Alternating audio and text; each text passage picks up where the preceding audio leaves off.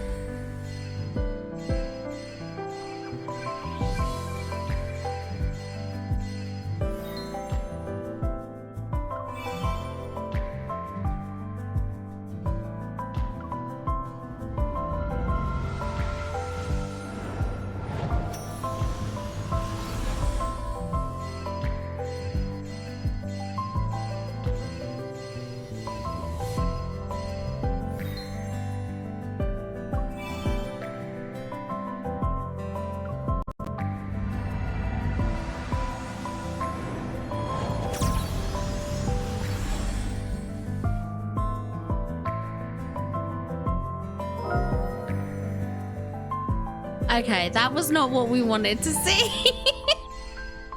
That was terrible. No. I'm actually so sad. That was not what we wanted at all. That was terrible. Oh, no. Okay, let's do another temple. This is, yeah, this is not good.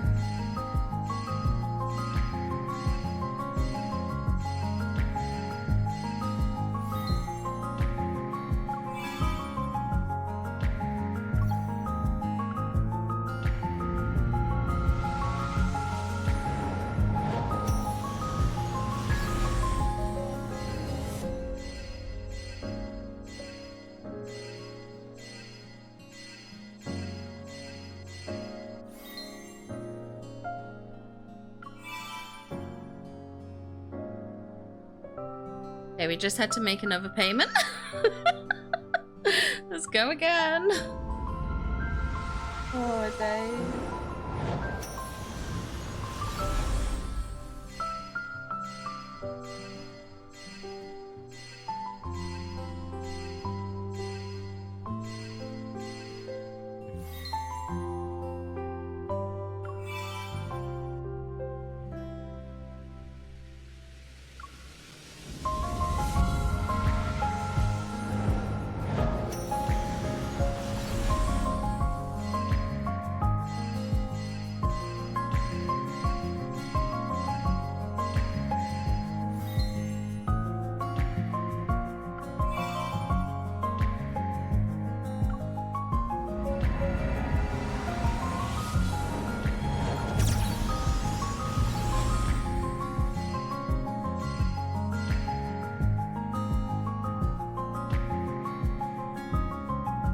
And there he is.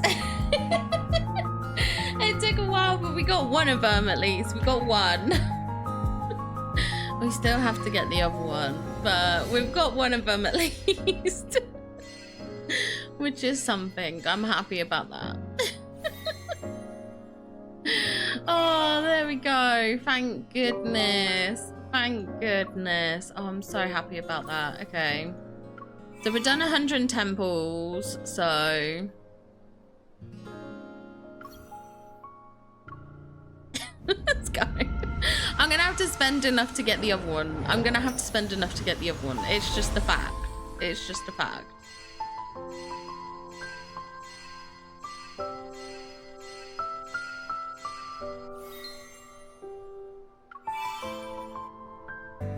Okay. We got some more. We got some more. We're slowly getting there with this. We're slowly getting there.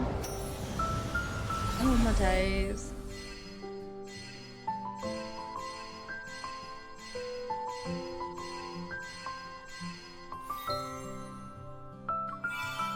Okay.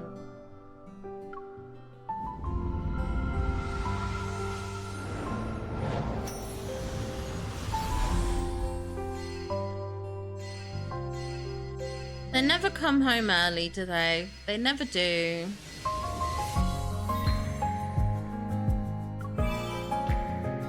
Okay, we're gonna do a couple of singles because at least I get the crate. 10. And then I might have to do some diamond grinding just to get that crate, I think.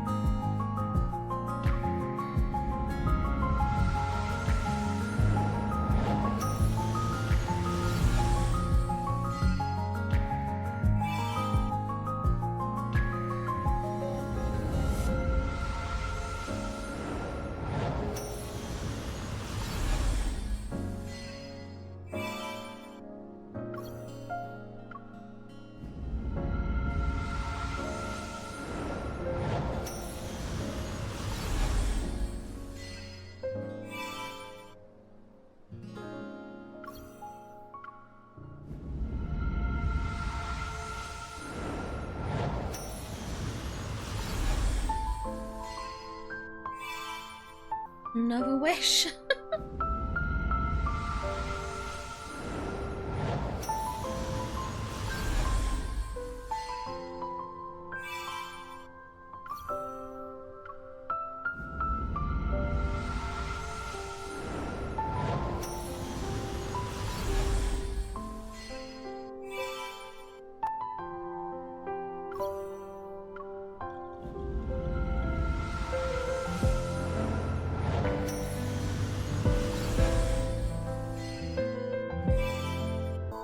Right, final wish. Let's get that crate. Let's get that crate.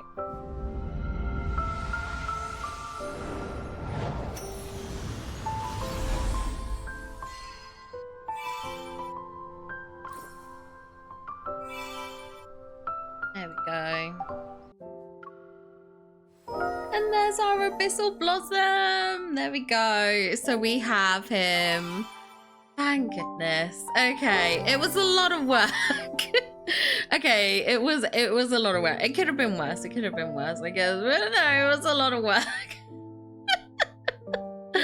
But we have him. We have our dragon daddy. I am so happy. So happy. That's honestly good news. Good news, good news, good news.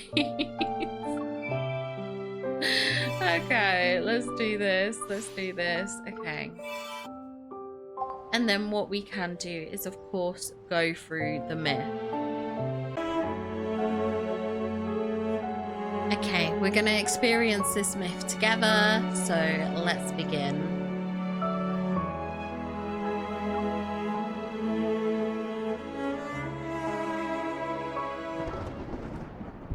Once on the day that I lost everything, I met my dragon.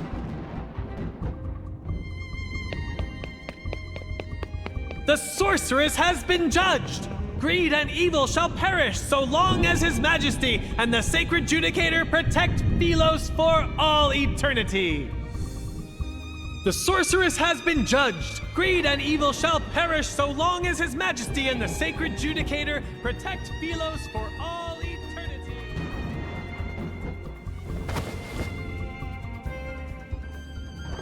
Scarlet raindrops enter my eyes, while far below they gather into a gurgling stream at the depths of the abyss.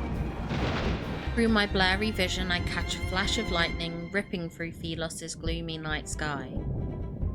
I can't die here. From my periphery to the area in front of me, darkness spreads like an all-consuming ocean. The world descends as the Wanderer's claws close in, their cold, eerie glint like the flash of death's fire. I won't accept this. There's no escaping it now. I refuse to accept this. I like your eyes. Oh my god. They are beautiful. In them, I can see your hatred, defiance, and greed for life. Oh my god. Oh, that voice. Wow, I was not expecting that. That had like such a I want to say like a echoey or like bass to it. That was good. That was good. That sent tingles down my spine. The wind ceases and it feels like time is caught in an invisible grip. I close my eyes before struggling to open them again. A flash of white light streaks across an ancient rock wall. There I see the shadow of a massive beast with horns. That's chains bind its wings so tightly that, if not for the great sword lodged in its chest, its massive form would almost merge with the rock wall. Make a deal with me, if you want to live, that is. Pull out the sword. The fiend actually exists? You don't have time for questions. In the next instant, the stilled air starts to move again, and a rancid wind howls as the once frozen wanderers leap toward me. Driven by defiance and fury, I raise my hands and grip the rusted sword. I want to live. Oh my gosh, we're gonna pull it out. No matter the cost. When I pull out the sword, the rust melts away and transforms into light. It surges into my body, mingling with a strand of black-red mist. Amidst the chaos, wings flap and stir up a whirlwind of sand and gravel. I'm thrown onto the jagged rocks, my vision growing hazier by the second. All I can see in the darkness is a single dark red, gem-like eye.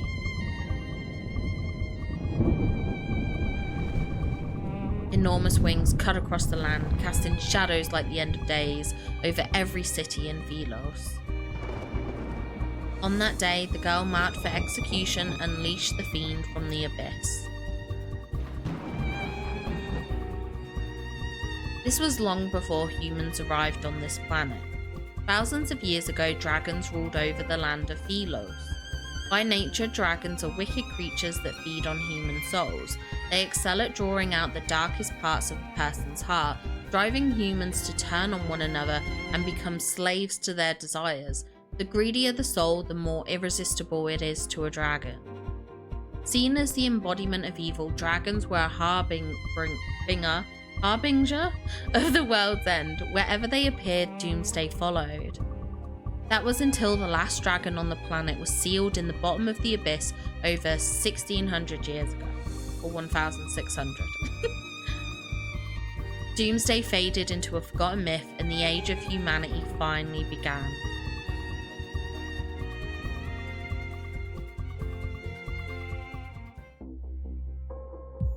I feel as though my chest is being ripped open. An overwhelming weight presses down on my body. I'm immobilized. The towering black building looms, its top swallowed by darkness.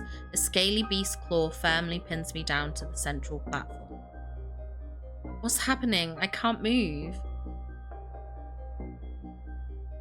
I look down to see strands of faint gold light being pulled from my body by an invisible force. Also, check this church. Is this church not like from that, like, you know, the wedding banner we had with Sylus and we're in the church? Is this the same church? Is that the same church?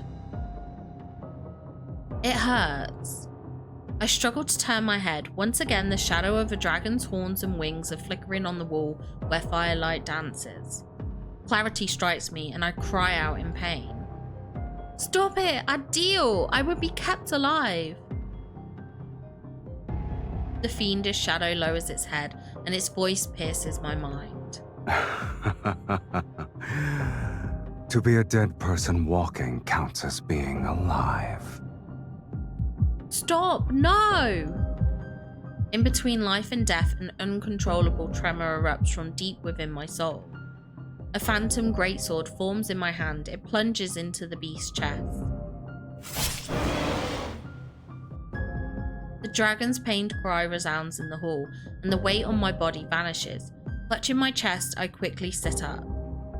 As my breathing steadies, I realize I haven't been torn open like I thought.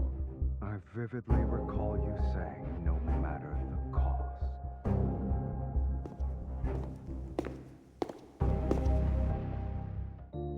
The giant beast shadow fades away, and from the darkness emerges a man wrapped in a blood-red mist. He watches me like I'm his prey, and similar to the dragon, he possesses a pair of beautiful garnet-like eyes. I set you free and you save me. That means our deal in the abyss is done. He slowly approaches me. I quickly stumble as I make my way down the platform. I can barely keep my distance from him. Dragons can only feed on human souls if they're offered up willingly. So as long as I don't agree, you can't eat me. The fiend narrows his eyes and approaches me from the other side of the platform. Is that it? Instead of claiming your lackluster soul.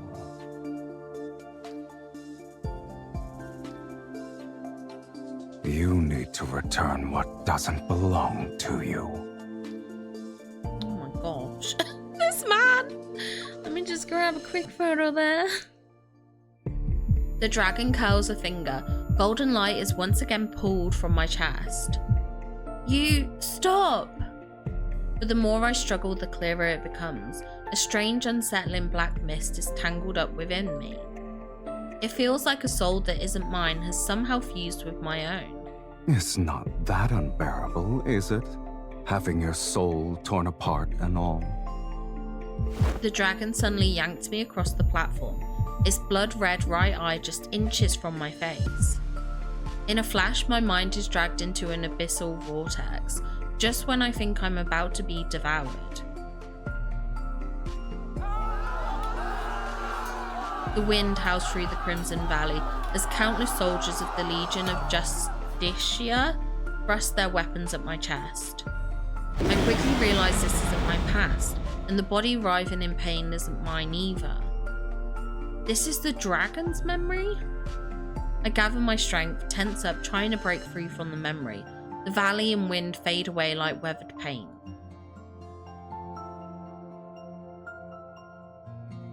Traces of light swiftly flow back into my chest. It even pulls the fiend to me. He covers his right eye with his hand and leans over the platform. Your power. What is its source? My power? That's a question even I can't answer. Before I can think further, a claw-like hand grabs my chin and pulls me closer. Look at me. Oh! Look at me. Oh my god! I will listen to that Look over and at over me. again. Let's just save that real quick. Cold sweat blurs my vision as his grip around my neck tightens. I can't help but meet his gaze. A familiar voice resounds in my mind. It's unmistakably mine, yet the tone is strangely foreign. His eye. I want that eye. It's mine. It belongs to me. It's getting stronger. The scent of desire. Tell me your desire, and offer your soul to me. Then I shall promise to give you a painless death. Unless you wish to become a minion of a dragon's nest. Oh my goodness. Hold on. That one's getting saved. Tell me your desire, and love offer that. your soul to me. We'll save them. I grip my hand so tight it nearly draws blood. But how could anyone sell their soul to the fiend? I don't want anything. You fool. His fingers brush over my lip that I bit earlier. There's a tingling sensation, and his right eye gleams with a faint blood-red light. I can't breathe. No, I need to come up with something. Anything, so long as it lets me survive. Countless fleeting thoughts that could barely serve as excuses flash in my mind. I only managed to grasp one. Take me back to the Ivory City. I must return. Your life is hanging by a thread, mortal. And yet you still dare to play tricks. I'm being honest. I used to live in the Sanctuary, but they judged me as a sorceress and threw me into the abyss. I won't accept this. I want revenge. My heart pounds in my chest and my hand trembles as I reach for my dagger. Suddenly the restraints on me disappear. I'm forcefully flung back to the platform. The dark mist skims along the smooth surface of the platform, retreating into his palm. As it does, my wounds close up, leaving no scars behind. It's almost unreal. Lead the way. Over 1600 years ago, after centuries of war with humanity, the dragon said in legend to bring about Sylus' end was finally sealed in the abyss beneath the fiend-infested Taurus city by the Legion of Justicia. This decisive event, known as the Battle of Taurus, led to widespread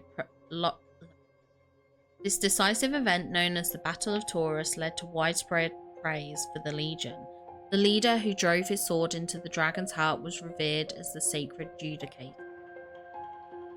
Monuments honouring his deeds stand tall across Sylus, and his followers built a grand sanctuary in his name after his death.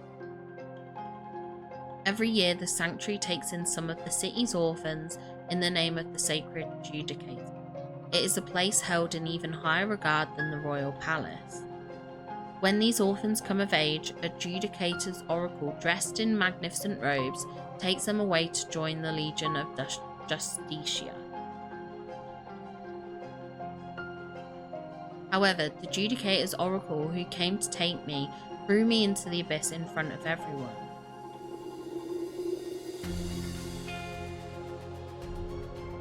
The pure white sanctuary stands in solemn grandeur, and the pristine marble floor gleams. The intricate wall carvings are well maintained, appearing new. They looked just like this when I was taken away. The followers gathered here scatter the moment they see the sorceress who was supposed to be dead.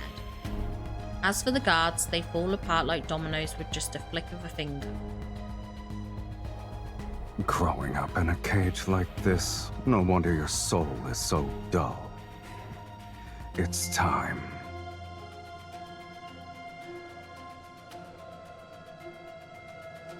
Revenge is important, but so is staying alive. The news of the fiend's appearance in the sanctuary must be spreading like wildfire in the city. Once the Legion of Justicia arrives to deal with him, I can slip away in the chaos. I watch the last guard disappear from view, pretending I didn't see him as I turn away. The Judicator's oracle who judged me isn't here, so my revenge will have to wait. For now, at least. Otherwise...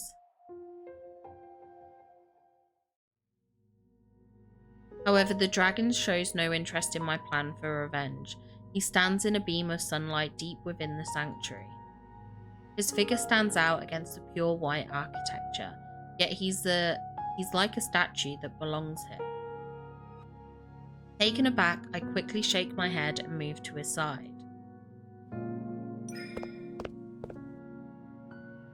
What is that?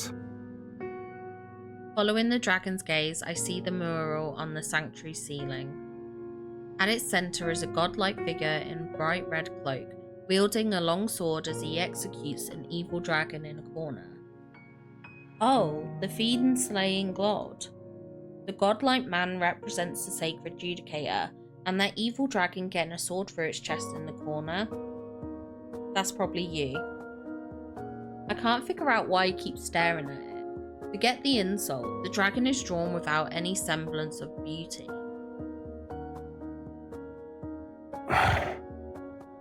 Dragon lowers his eyes, casting a calm, scrutinizing glance over my face. Of course it's just the artist's take. You're much more handsome and imposing in real life. He looks at the text beneath the mural. It's been 1,677 years since I was sealed away. You can read that? You can't? It's written in ancient language that's been lost to time. Nobody can read it anymore. What does it say? The fiend looks at the ceiling again. The fiend is the very essence of malice and greed, skilled at twisting human desires. He drives mortals to turn against each other, leading them to their own demise. Given time, the world will be swallowed by chaos and descend into ruination. The fiend's arrival marks the onset of doomsday. During the Battle of Taurus, the sacred judicator with a will of iron stood firm against the corruption of evil. In a war so fierce, he emerged as the sole honorable survivor. He sealed away the fiend, the very harbinger of doomsday, deep within the planet's chasm. With the curse of doomsday lifted, hope was restored to Sylus. I heard the fiend, which is you, has a destined arch-nemesis. This individual must be the sacred judicator, correct? What a lofty title. Yeah, this story sounds pretty fake to me too. Sunlight spills through the sanctuary's entrance. The silence is so intense that it's unsettling.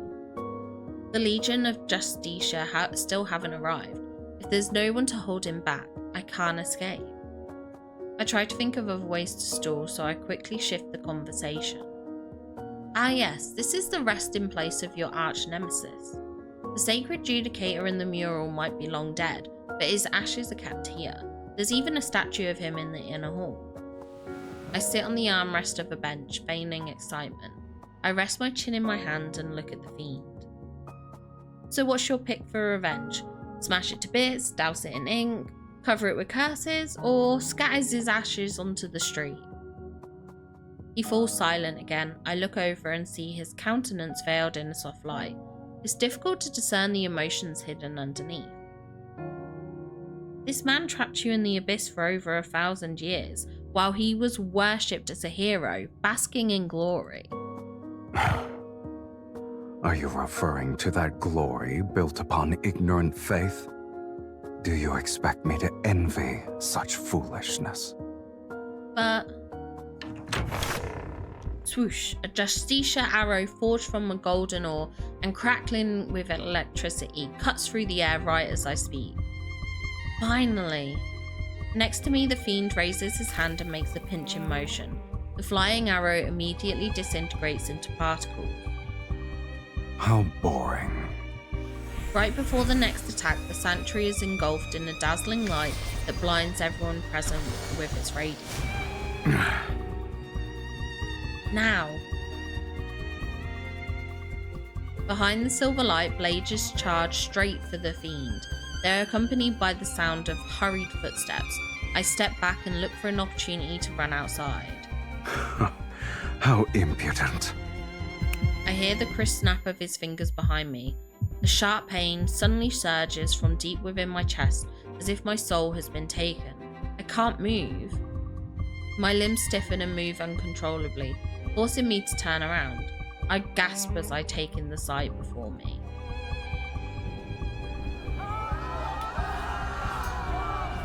The guards are tearing into each other like marionettes on invisible strings, slashing, ripping, and killing without mercy. Blood splatters across the engraved walls, the candelabras are toppled amidst the chaos, setting the drapes ablaze. The stained glass windows, once vibrant, now cast an ominous red glow, reflecting a twisted vision of purgatory. Haunting wails and screams echo through the sanctuary. The fiend watches as the place descends into a blood-soaked inferno. He scoffs. Even after all these years, mortals are still foolish to the last.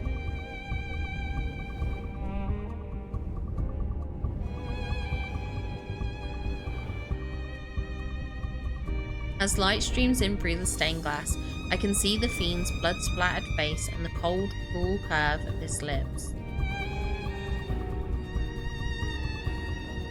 Come. Oh my gosh, hold on a second. That's a Come. Oh, that's it. That's a save. Come. That is a save. Okay, back to the program. His eye. Is his eye manipulating everything? You're only somewhat clever, but it's still a pitiful display. If you're planning to kill with a borrowed knife, you'd better make sure the blade is sharp enough. The familiar excruciating pain tears through my flesh once more, and the faint golden light mixed with black mist is once again pulled from my body.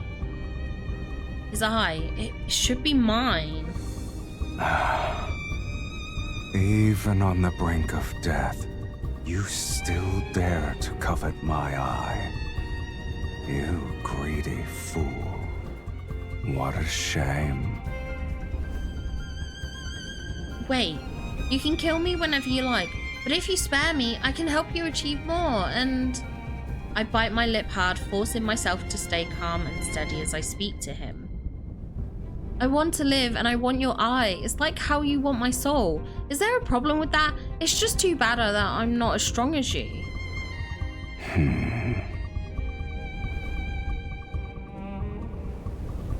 The grip around my neck suddenly loosens. You said you could help me achieve more. Give me an example. I take 2 steps back, I cover my neck as I steady myself. My mind races, scrambling for anything a dragon might want. I can help you amass a large amount of wealth and collect a lot of souls. Whatever you need, I can get it for you.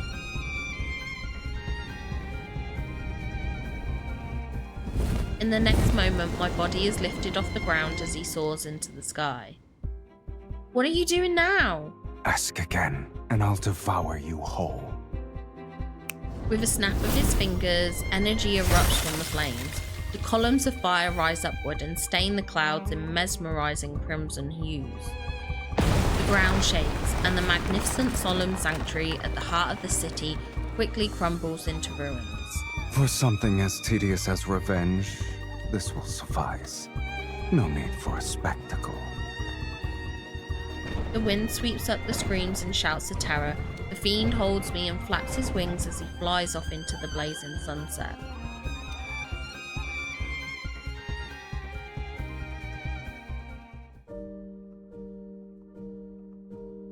Before the sun disappears under the horizon, we chase the last fragment of light. We find ourselves in a lair perched atop a cliff. As I look down in midair, the cliff and lair form a breathtaking sight between the peaks, like the skeleton of a dragon poised to take flight. He lands on the other side where the lighting is noticeably better, and there are no blood-soaked stone platforms. Is this your home? Have you ever met a fiend with a home? After the dragon puts me down, although it feels more like I was dropped, he drags his tail along a stone staircase to the upper level of the cave.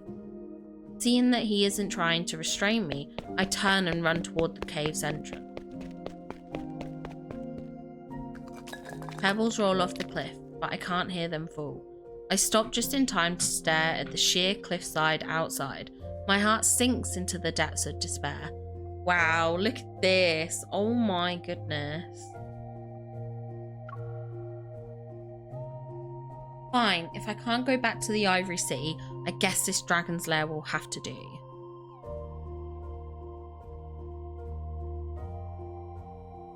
Light illuminates the cave every so often. I follow the faint glow up the stone steps and catch up to the figure ahead of me. I suppose you won't be eating my soul for now.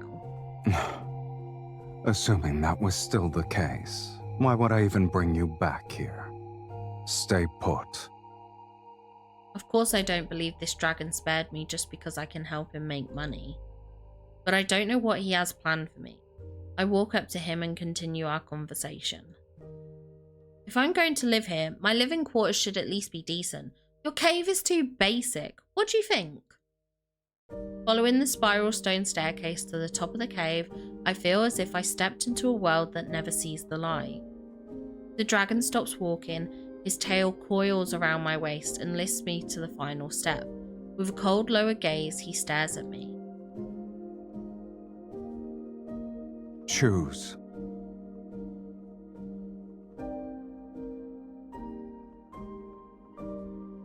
Unspoken words catch in my throat as I watch him snap his fingers.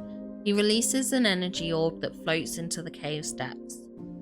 One by one, red flames ignite as far as the eye can see. My surroundings are illuminated by their shimmering light. Before me is an endless array of treasures and luxurious garments. Oh my goodness.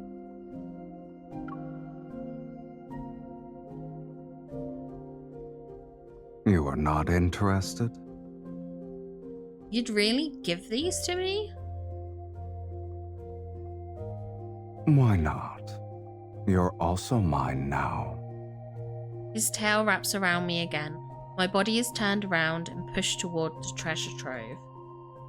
The dragon's lair hasn't been visited for a long time. I make my way to a pile of gold, clear away thick cobwebs, and spot an old toppled sword rack behind it. I lift the nearly rotted wood and pick up a dagger that glints with a cold, sharp light. It's called the Fiend Bane. Legends say you could plunge it into a dragon's heart and twist it 3 times to completely shatter the dragon's soul. I set the dagger down and notice an open box to my right. Inside is a blade that looks like a hidden weapon. The Golden Crow's Feather of Eternity. Designed specifically for gouging out a dragon's eyes. You humans seem to think the longer the name, the more formidable the weapon.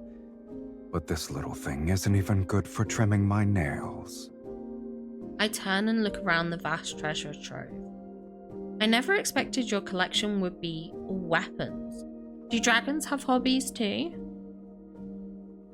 Your kind brought them here willingly. I imagine they weren't particularly polite about it. Indeed. It's a shame those who brought them to me are all dead. And I'm still alive. So the sword that sealed you away, was it really given to you by the sacred judicator in the mural?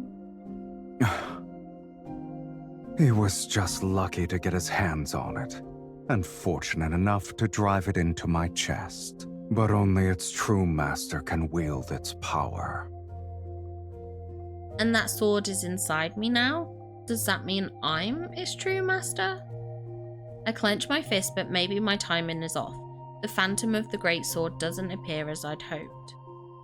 Rounding a thick stone pillar, I find myself staring not at weapons, but at a seemingly endless hoard of treasures.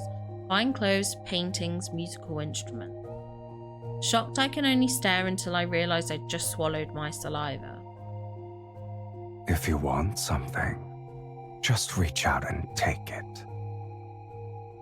In the flickering firelight, our shadows intertwine on the dimly lit wall. Just like this.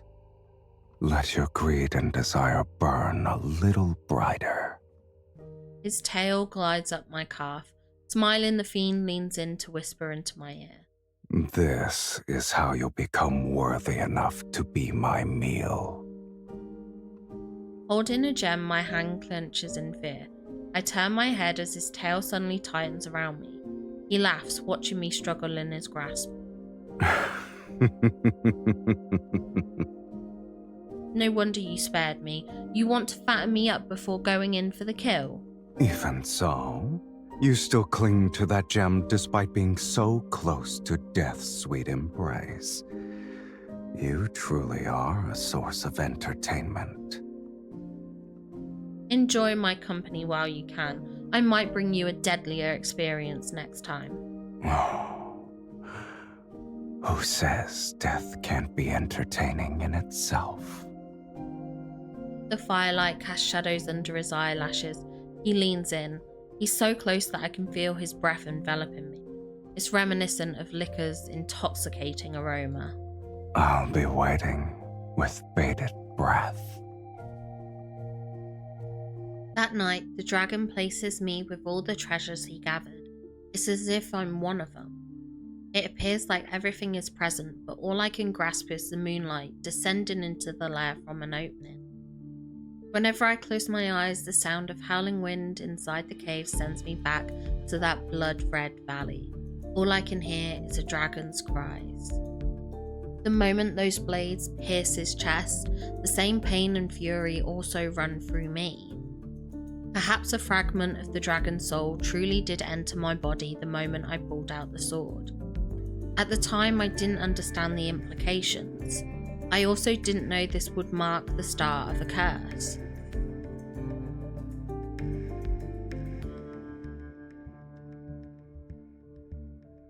Day 2. As dawn arrives, I lie on a pile of gold squinting at the lackluster jewels. I was twirling the Fiendbane in my hand for a third time. He's just going to fatten me up before savouring the kill. I can't let everything go his way. The source of his power is from his right eye. I could take it. After a night of turning it over in my mind, I've decided I need that eye. With that eye, I might just be able to escape the dragon and avoid the fate of having my soul devoured. Which means I'll have to strike first. It will definitely take more than one attempt, and I may not even be able to wound him, but testing the waters can't hurt. He's after my soul. He won't just kill me off. Besides, if he's going to treat me like a pet cat, he shouldn't be surprised if he gets scratched. Walking down the stone staircase, I find myself circling around the broken central pillar over and over. Steps gradually merge with the ground and extend into the depths below. The dragon rests here. I found you.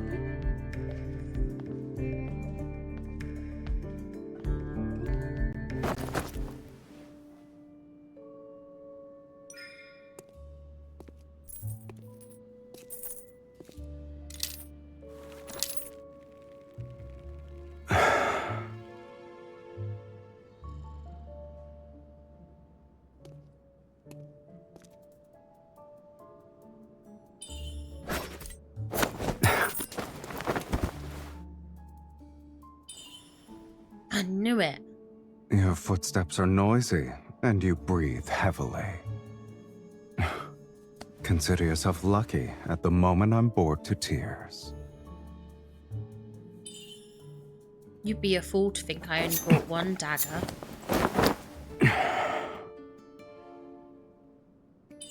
You... Child's play. I admit you're clever at times, yet your skills leave much to be desired. If you still have tricks, now is the time to use them, mortal. I could use a stretch. If a direct attack doesn't work, I'll have to try a more subtle approach. I don't have anything else. I was just bored and wanted to play around. You'll let me go, yes? Before you tried to kill me, did you consider that it'd end like this?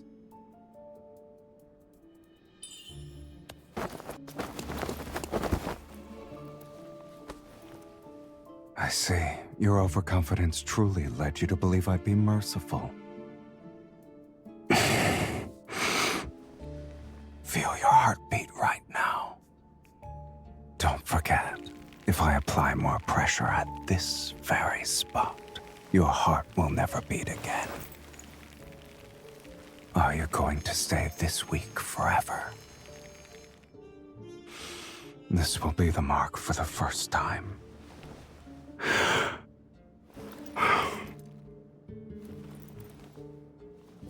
Until this mark disappears, you will have 2 more chances to take my life. Prove to me that you can be stronger. Oh my god, that felt spicy. That felt so intimate. That felt so intimate. Oh my gosh. My breath, I was like, holding my breath. That was something. That felt a bit saucy. My first hunt ends with me being branded with a mark from the dragon. Aside from the dragon who resides in the cave's depths, there's also the cave's opening above where the light pours in. That's another challenge to overcome. Even if the dragon has no interest in hurting me at the moment, I can't let myself stay trapped in this gilded cage with no way out. I tear apart the golden silk carpets from the dragon's lair and weave them into a rope. Using his collection of weapons, I carve footholds into the wall. I throw the rope up again and again. With every fall and every fresh wound, the gap between me and freedom grows a little smaller. The dragon knows about my escape plan. Sometimes he even sits on the pile of gold, resting his head in his hands as he watches. He neither helps me nor stops me. It takes me a while to realise he isn't just watching, he's studying me out of sheer boredom. Just like I used to watch a cat in the sanctuary that kept trying to jump over a wall it could never clear.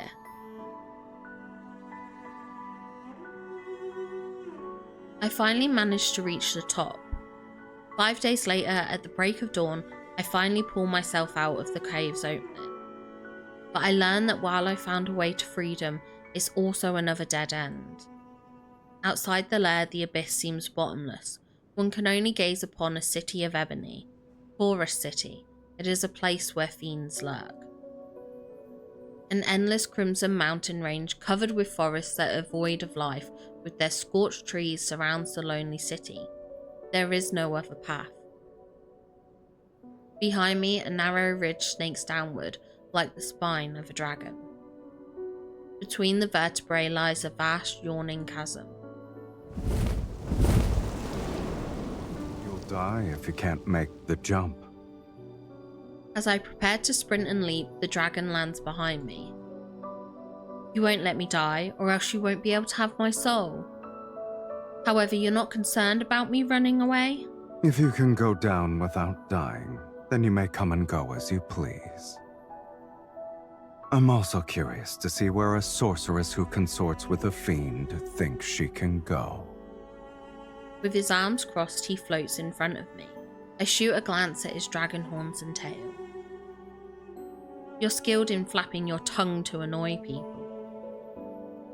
Thank you. It's one of my few strengths. I still haven't found the Judicator's oracle who judged me. My revenge is far from over.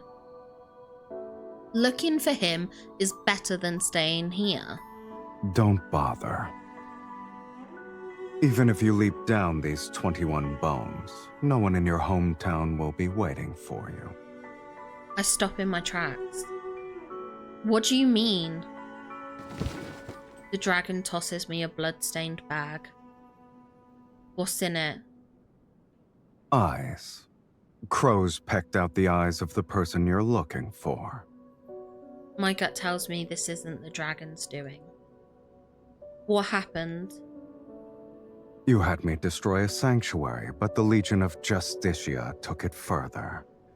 They wiped out an entire city under the pretense that doomsday is nigh. The dragon leisurely floats in front of me, a wicked smile on his face, a blood-red vortex swirling deep in his right eye. The Ivory City is a burning purgatory now. A rare sight indeed. Shall I take you there? At the highest point of the dragon's ridge, crimson clouds surge upward. I'm swept into a boundless sea of roaring flames. After experiencing a moment of vertigo, I feel as if I'm soaring through the air. a massive shadow glides over the burning ivory city below. The clash of steel echoes from the blood-stained streets. Stirred by wings, the air carries blood's metallic scent, alongside a burnt, acrid smell. These are the scenes the dragon once witnessed, the memories replay in the soul that's hidden within my body. Humans don't need fiends. Their own fear is enough to bring about the world's end. As if this cruel spectacle of people destroying each other wasn't entertaining enough, I soon find myself falling. My soul trembles in pure ecstasy as I soar through the roaring flames. I pay little attention to the warm droplets that splash my eye. Enough! Enough. I forcefully shove away the one responsible for these visions. The air turns bone-chillingly cold again. I lose my balance and descend. Above me, sunlight pierces through heavy cloud cover, yet the sky grows ever distant as I fall. The dragon's expression changes from cruel amusement to alarm as he spreads his wings. He flies toward me. The air no longer moves when a scorching embrace envelops me. The descent doesn't stop. It's as if I'm being held in a safe cocoon.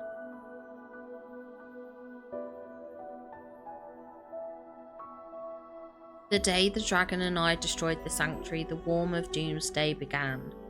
I never imagined that the peace sustained for over 1600 years could be broken so easily.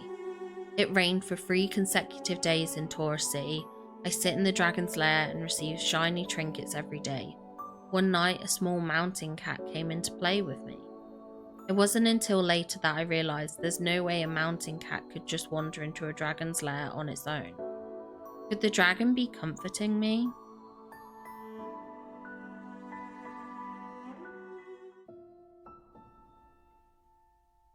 After the storm clears, the sky above the dragon's nest is still shrouded in dark swirling clouds. From here I can see Taurus City, a city of ebony that is the opposite of my hometown, a city of ivory. That place is chaotic and evil, a home for those who are shunned by others. It's a world different from what I know. But when night falls, its outline resembles the Ivory City. What's that sound? A faint breeze blows from behind me as the dragon folds his wings. He lands a few steps away from me. As I sing the final note, I close my mouth and continue gazing at the distant lights in Taurus City. A requiem for the departed. Sing it again. Haven't you ever heard someone sing before? I've never heard you sing. He sits next to me and his tail curls behind me. The nights in Taurus City are always brightly lit. Unlike the flames of war in Ivory City, desires and revelry burn. I heard you're the princess of Ivory City. I manage a stiff smile. I was supposed to be a weapon to slay dragons. They told me I could kill a dragon, so they filled my head with a lot of things about them. But when they decided to execute me, they said I was a dragon. That's how humans are. They fear those who are different. The night breeze rolls across the ground and carries the scent of charred trees. Maybe there's another forest fire nearby. Why can't you leave that place behind? I shield a flickering white candle in front of me, its flame about to go out.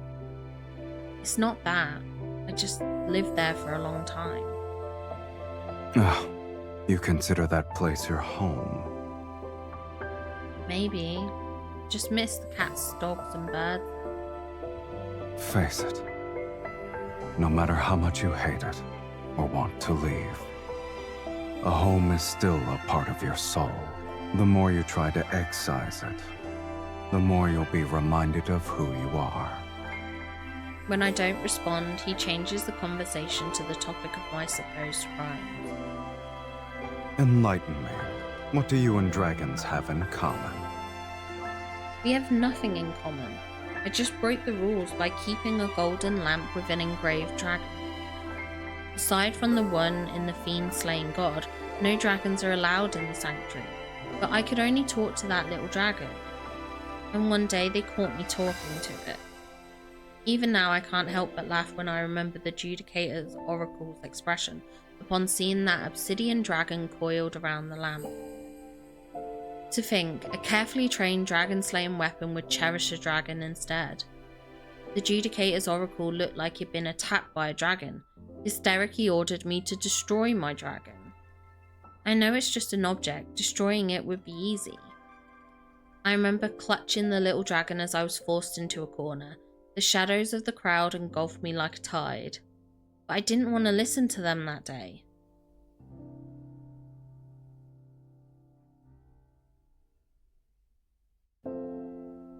The essence of the Ivory City is reflected in its citizens. People dress nicely, exude grace, and possess untainted souls. The Judicator's oracle says desire is the seed of calamity. Excessive indulgence will allow this disease to grow quietly. So I had to act like everyone else. I needed to abide by proper etiquette, say the right words, and bind my hands and feet with invisible white threads. All of these things turned me into a puppet without a heart. But they still burned my dragon. To kill my dragon, they framed me for a great crime. They sentenced a puppet to death because it had one desire.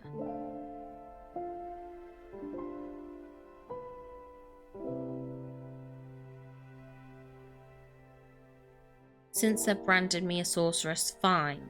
Then how could I not do what a sorceress is supposed to do?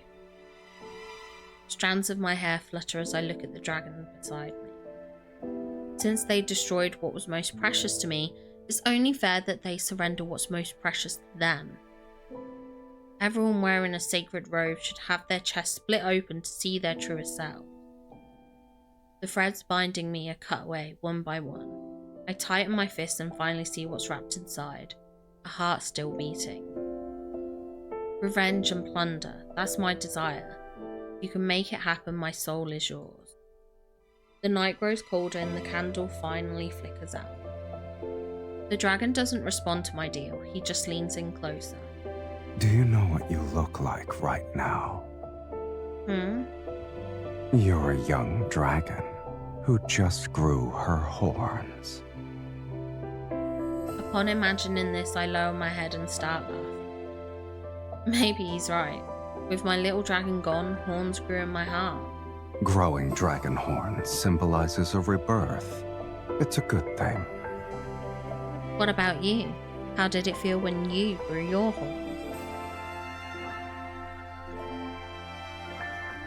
It was nothing special. The dragon sits back down, avoiding my gaze.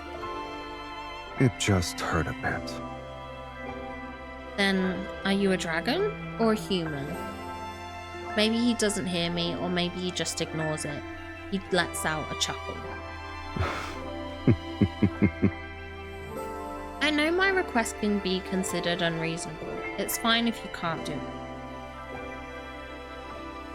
Even if your desire is to resurrect the people of the Ivory City, it's still within my capabilities. Is this a fiend's act of kindness? People are far more interesting alive than dead. If you truly want revenge, the best way is to keep them alive. Or would you say this world is the closest thing to hell itself? You can only feel pain when you're alive. His expression is malicious when he speaks, but his eyes sparkle like gemstones. I recall the dragon in the valley with a sword in its chest. Is this the wisdom you've learned as a dragon? You've faced death before. You should know the answer. Do you think you'll devour my soul first, or will I pluck out your eye first? The dragon ignores my mischievous question and looks beyond Taurus City. Sing that song again. I know our conversation is brought to a close. It's boring without music. It sounds better with an organ accompaniment. Can you get one for me? It's a simple matter. Consider it done. He gets up to leave and I grab hold of his tail. Hey, do you have a name? Doesn't matter.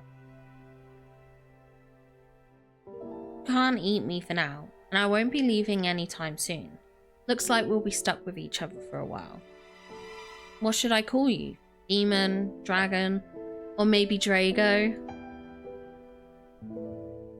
The fiend gives me a cold stare. Sensing his boredom, I shut my mouth, but then I hear 2 faint syllables rumble from his throat. Stairus? Or are you telling me to stay clear? It's an ancient Philosian word. Since you can't read it, you probably won't understand it. How about I call you by a name that sounds similar? Is Sylus alright with you? Call me whatever you want, but don't expect me to respond. The dragon rises and his unseen wings stir up small gusts around him. Where are you going, Sylus? He takes a half step back and falls off the cliff. I'll be resting. On the night I learn the dragon's name, I see him again in my dream. He falls into the valley as soldiers from the Legion of Justitia thrust their weapons into his chest. He slides down and sharp rocks tear into his flesh. Dragon's roar fills the valley, then slowly fades into silence. But at the bottom of the valley, it's not a dragon lying there. It's a young man barely clinging to life. Taurus City sits near the foot of the dragon's lair, the origin of its name lost to time, but it's said to be connected to the abyss. And unlike other cities, Taurus City's market is... The stall we passed by, a wanderer's head was being displayed. You reacted quickly. Should I remind you that you're currently fiddling with a wanderer's thigh? What? Are you terrified? No, I just suddenly thought of something. That painting we were looking at earlier, is the canvas made from dragon hide? What? Are you terrified? I don't remember my voice sounding this annoying.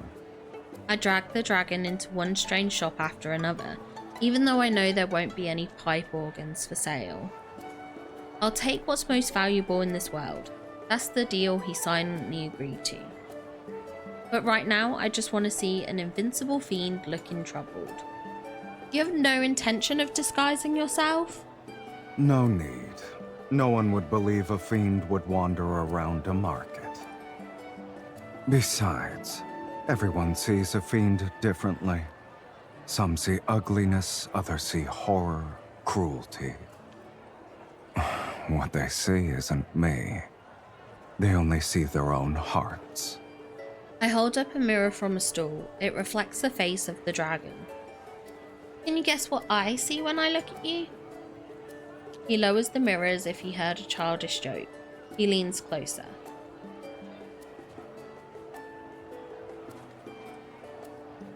At the very least, I'm a lot more handsome than I was depicted in that fiend-slaying god mural. I thought the famous market of Taurus City would be more interesting. Given how it's known for fiend-related items, it turns out to be just a bunch of normal stuff. You won't be able to find wind chimes made of finger bones anywhere else. I pick up a small obsidian sculpture. They even have a goat bone amulet. People in the sanctuary dislike these kind of things because they believe horns represent fiends, yet they're quite popular here. Do you want it? In that case, you can carry this stuff back by yourself later. I want something smaller and more intricate. There's a fiend's horn ring, a fiend's wing necklace. This volcanic stone pendant isn't bad. It's not bad. Sylus leans down to look, however he scoffs. Pitch black and shaped like a crippled dragon. I place the pendant back, I turn my head and my eyes light up again. Look at this fiend's eye bracelet. Isn't it more adorable than the treasures in your lair? You see a cheap, thin coating as beautiful. Are the cracks special? Did you come here just for these? I can't believe I almost forgot how sharp your tongue is after we spent so much time together. Getting a nice word out of you is like pulling teeth. I fiddle with the bracelet in front of me. Since my taste doesn't seem to align with yours, why don't you tell me about the most valuable piece in your collection? The painted oil lamp made out of pure gold and that ruby necklace. You wouldn't use them if I gave them to you. Why are you interested in cheap things? You actually measure worth based on monetary value? There's another way. I sigh dramatically and click my tongue, trying to appear deep in words. You certainly live up to the stereotype of dragons being greedy for treasure. However, true value comes from something a little warmer. Take this bracelet for instance. It might not look impressive, but it carries a great significance. Ignoring his dark, brooding look, I grab the dragon's hand and without waiting for permission, slip the bracelet onto his wrist. Here, look at the words engraved on it. The fiend shall always shield you. How warm and comforting. The dragon glances down at the bracelet but doesn't take it off right away. The pupil-less merchant senses something and quickly faces us. He taps his tobacco pipe with pinpoint accuracy on the bracelet. 1 piece of information, or 30 gold coins for the bracelet. For this bone bracelet, at best it's worth. I'm about to start haggling, but when I look up, the dragon is already opening his pouch. A cascade of gold coins spills from his hands onto the counter.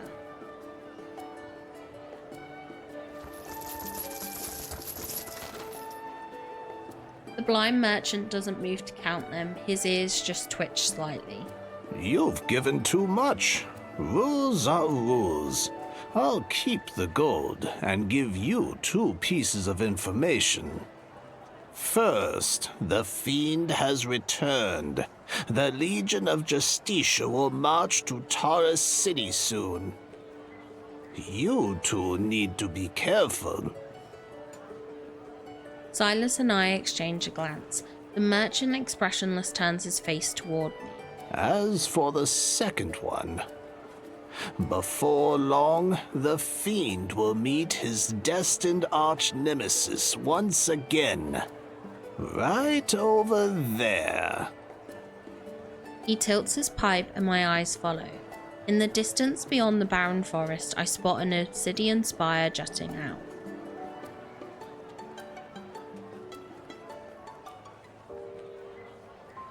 I hook my arm around the dragon's neck, stand on my tiptoes and whisper in his ear. Isn't that the place where you tried to eat me for the first time? Do you wish to return for the sake of nostalgia? I don't see why not. Who knows? Maybe something unexpected will occur there. An abandoned, dilapidated chapel won't offer anything worth the trek. Don't forget why I'm here with you. I let go of the dragon's neck and pretend to be displeased. It's not like you just found out I'm insatiable. If I can't get the organ, I'll just grab a few other things as consolation. These, and these. Don't they all suit you perfectly? I quickly pick up a few intricately designed accessories and shove them into the dragon's arms. Then I stand on my tiptoes to hang a bone wind chime on his horn. You...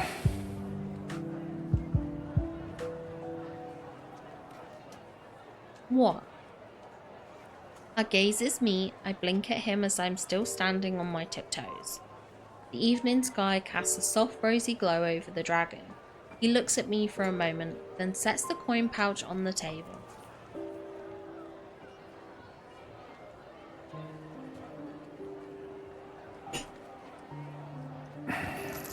Since you want all of them, Don't leave a single one behind. Take everything. We're leaving. I open my arms to the dragon and he lifts me. He carries me and my treasures as we soar over Taurus City. During my days in the dragon's lair, Sylus and I achieve a delicate balance. I couldn't obtain his eye, and he never brought up the fiendish deal that would cost me my soul. We live like true companions, together in the dragon's lair above Taurus City.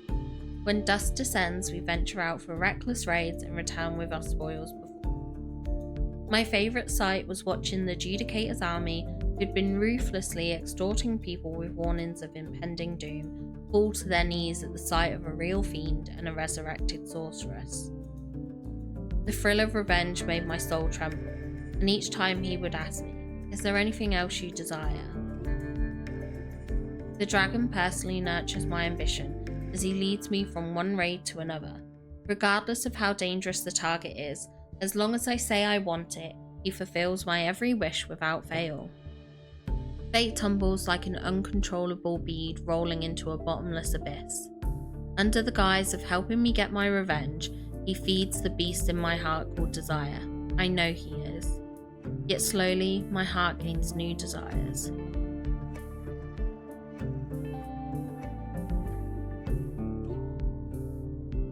This place, and over here, we've already been to these places, correct? I sit cross-legged on a new cushion. I eat some fruit and mark several areas on a star map. The pomegranate I had set my eyes on gets taken away before I can move my hand. Ignoring my glare, Sylus taps the edge of the star map. Didn't you say you wanted the minerals and starships here? His tone barely conceals his excitement. On my shoulder, the mark he left faintly burns with the blood-red gleam in his eyes. I touch the burning skin and recall the sanctuary we raided 2 days ago. A Judicator's oracle wearing the splendid white robe is held up by one hand. A rabid, bestial cruelty spoils into the dragon's eyes. Back then, the mark hurt just like this. I shook my head and decided not to think about whether the pain was an omen of things to come. I rest my chin on my hand and say, a long drawn out, "Oh." "You remember everything I said?" Sylus raises an eyebrow and takes a blood orange from the silver platter.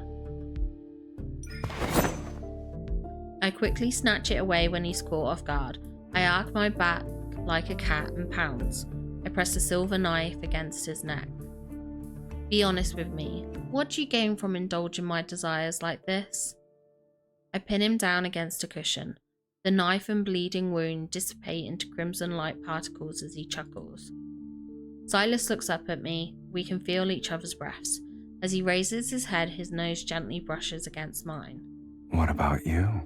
What's in it for you to attempt an assassination with such a weak hand?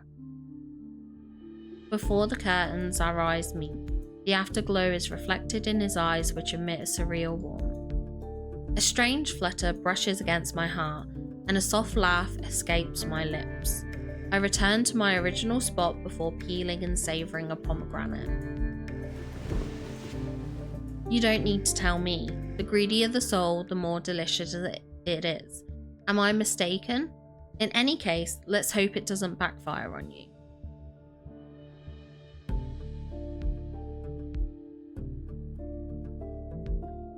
Sylus laughs. As I take out another pomegranate seed, he leans in and snatches it with his teeth. Likewise. You haven't fled because you're waiting for an opportunity to take my eye. Is that right? But as I stare into his eyes, I find that I don't truly want to hurt him. Besides the horns and tail, he's almost no different from a human.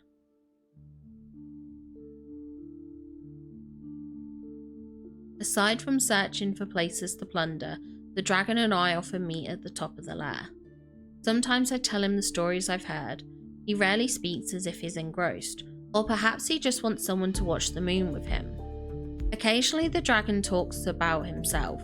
He speaks about the myriad of dragon-slaying weapons in his treasure trove, and the 108 ways humans have tried to kill him. But most of the time, we just sit together and say nothing. The gentle night smooths his sharp scales and reveals his true form.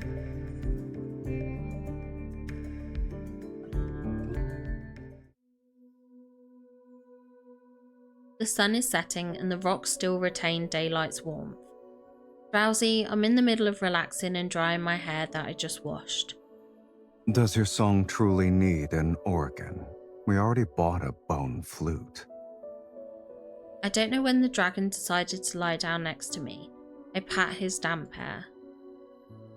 Why don't I teach you the song, since you like it so much?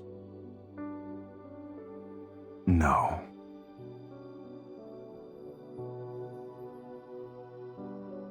You don't want to? Or you don't think you can learn it?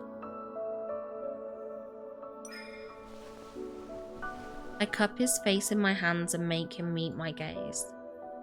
I just realised something these days. You don't understand a song's melody, can't see the beauty in its patterns, and can't even taste the flavours of food. Is that right? Dragons don't need those things to survive. He escapes from my hands, yet I detect a hint of awkwardness in his words. You act mature, but you were sealed away for so long. Sylus, you're still a young dragon, aren't you? You only just learned how to hide your wing. I gently stroke the horns on top of his head, then my hand glides down his prominent spine and reaches his tail. But you can't hide your horns and tail. Are you an adult? Don't tell me you're just acting mature because you're worried about ruining your fiendish image. The dragon stays silent and flicks his tail away from me. He leaps it around us and touches the small of my back. Are you trying to say you've uncovered my secret? A defiant force gently pulls me towards the dragon's chest. All right. Let's assume there is a young dragon before you. What will you do? Eat it? I'd tell it that we're doing something humans call hugging. Then do humans still hug each other, even when they want to kill each other? Like us? Clouds drift across the sky and cover the moonlight for a moment. It's difficult for me to discern his facial expression. Some words are like the moonlight hidden by the clouds. Once the moment passes, there's no need to say them anymore. I roll into a more relaxed position and lie on my back. What does a human soul taste like? We've known each other for so long, but I've never seen you eat. Have you never eaten a soul? The dragon remains on his side. He stares at me as if my face holds secrets he hasn't discovered yet. Most human souls are disgusting. They're even less appealing than a wanderer's proto-core. When I first saw you, you said my soul was lackluster. Was that actually a compliment? Indeed. It's as lifeless as a slice of turkey meat. Thinking back, I can't help but laugh. Is there something else you want? No. Maybe I just wanted to know if a dragon, capable of luring humans into darkness, could truly feel the human emotion called love, a desire that goes beyond mere survival.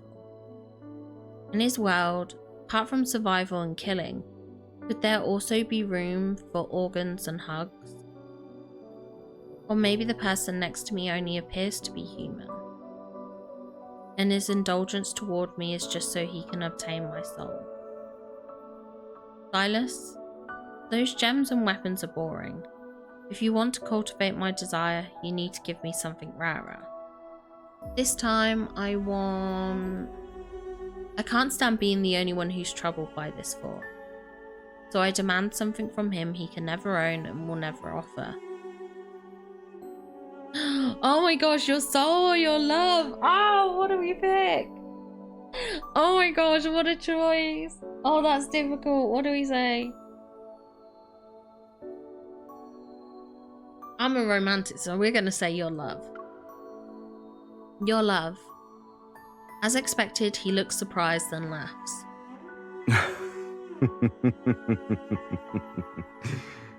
A fiend's love. What are you going to do with something that doesn't exist? If it doesn't exist, then it's even more precious. Speak. What does it mean to truly love a person? Have you ever loved anyone before? No, but I know exactly what to do. We kiss them? I move closer to him and lift myself up to plant a kiss on the dragon's forehead. When humans fall in love, they want to kiss it. Maybe dragons feel the same way. The dragon's claws sweep across my cheek once again. He looks at me as if I'm prey. But maybe you should know the fate that befalls a dragon's lover.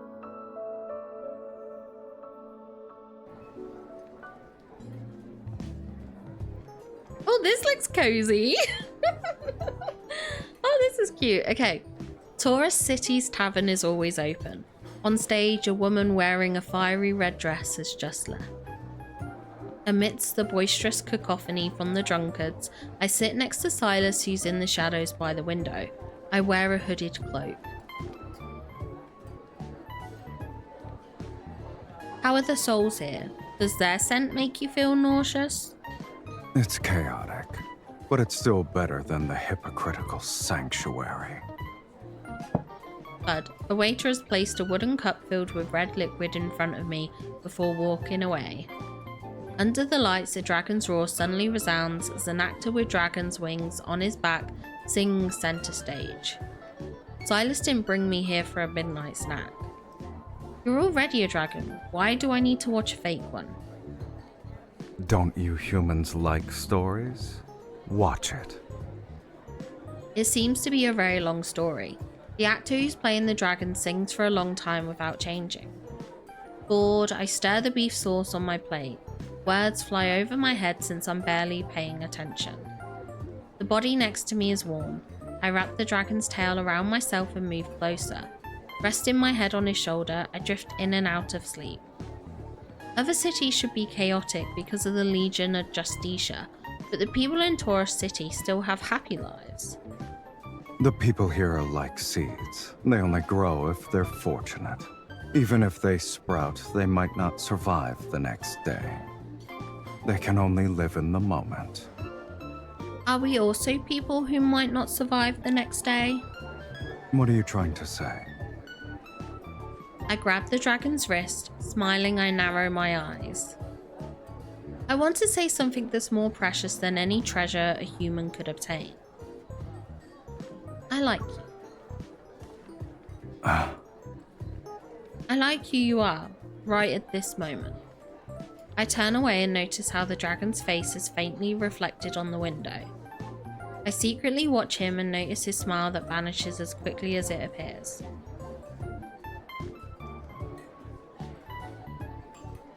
Turn around. He grips my shoulder and forces me to face him.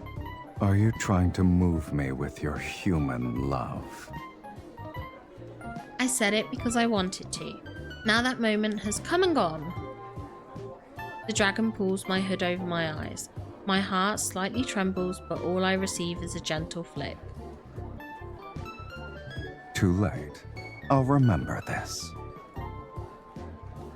I turn and the story on stage has reached its final act. The actor playing a fiend embraces and kisses his lover. At the same time, he plunges his blood-soaked claws into her chest.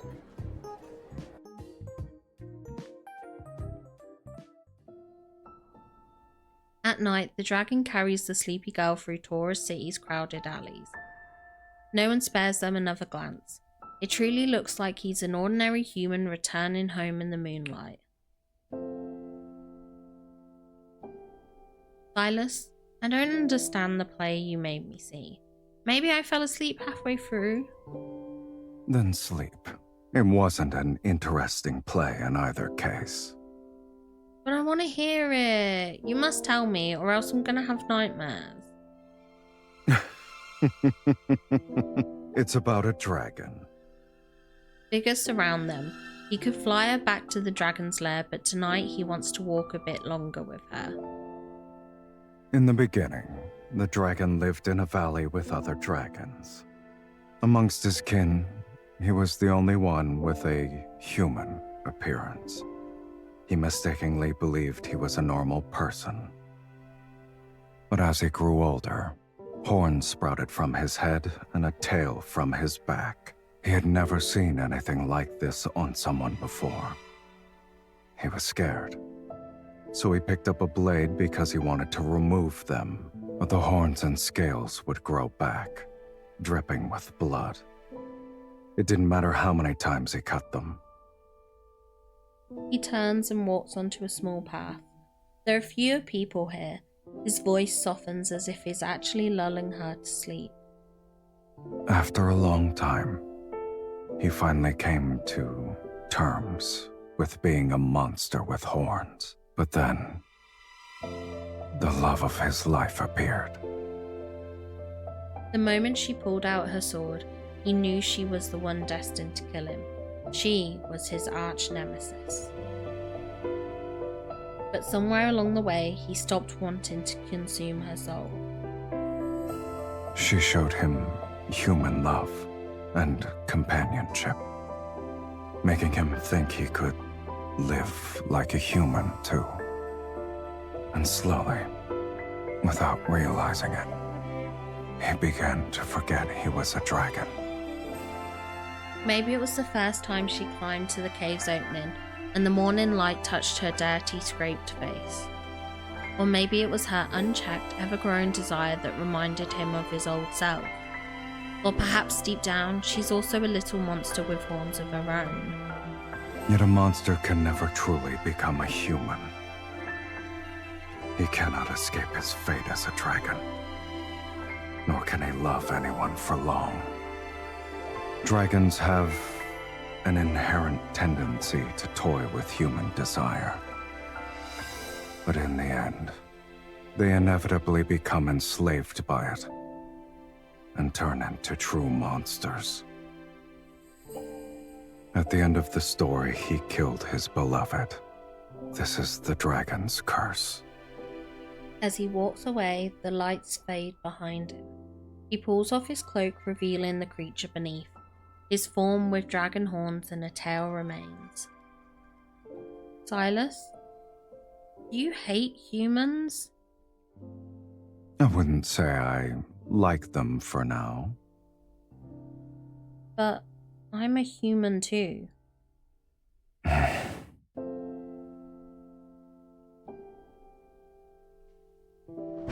Invisible wings slice through the air. Carrying the sleepy girl, he soars through the skies. What about you? Why stay by a dragon's side?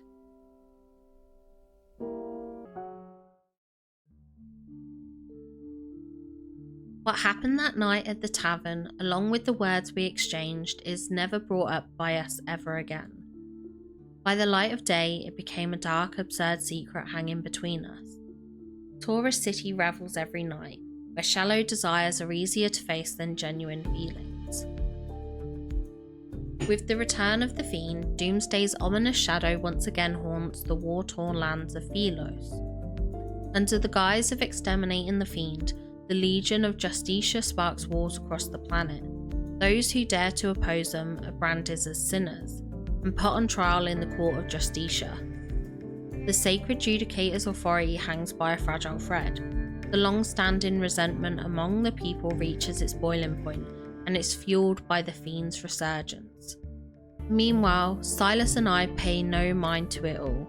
Our path of plunder stretches across nearly every corner of the world. But amid this feast of desires, as my thirst for revenge deepens, the cursed dark clouds gather thicker around me, and the dragon casting ever darker shadows over our fates.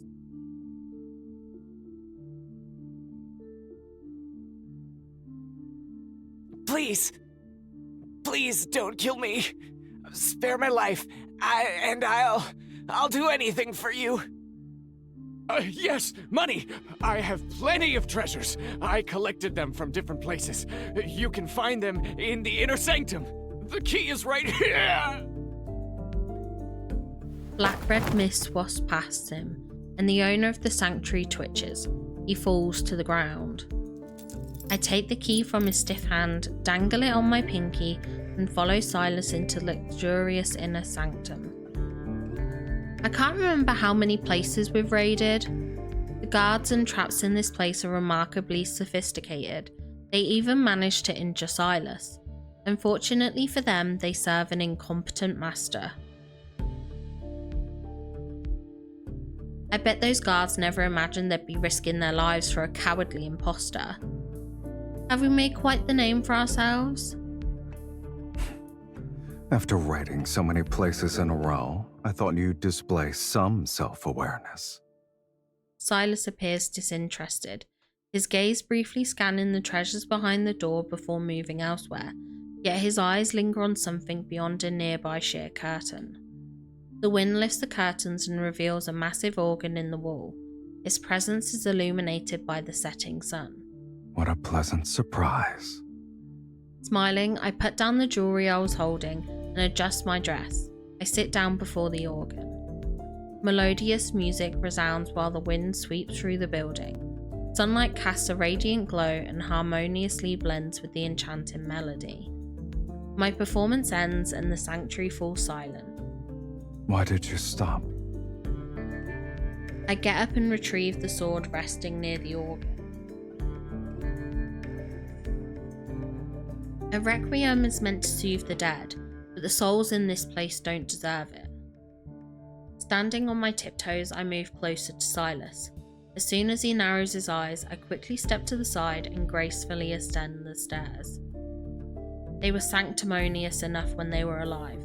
I have no intention of praising their ugly souls. What I desire is...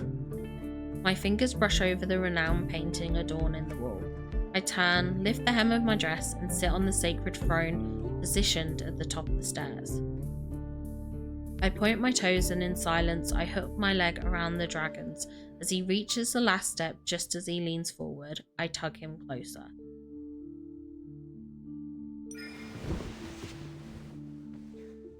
To live freely and die without regrets. Our breaths mingle and our heartbeats sync. Light ripples in his eyes, and his lips slowly curl into a smile. With a flick of his tail, he catches me off guard, wrapping it around my waist and pulling me in. Are you aware of your soul's scent? He meets my gaze, leaning in provocatively. His breath teasingly caresses the pulse in my neck. It's akin to a strong liquor topped off with salt. Forever boiling and never satisfied. A shiver ripples through me, deep in my body. The mark on my shoulder burns with a heat like never before.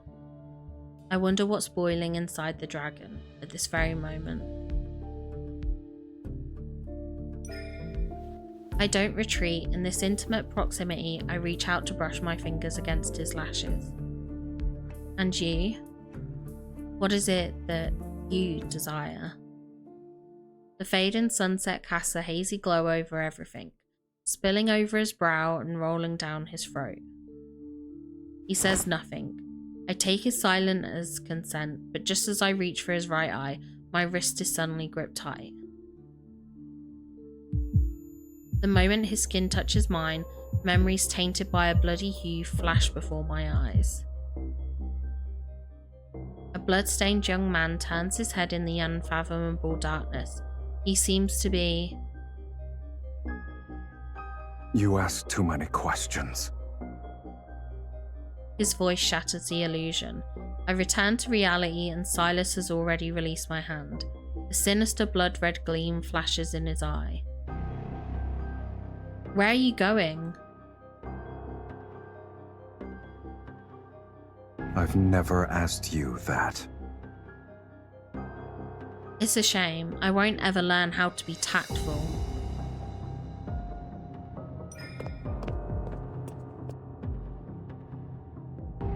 The mark on my shoulder throbs and burns.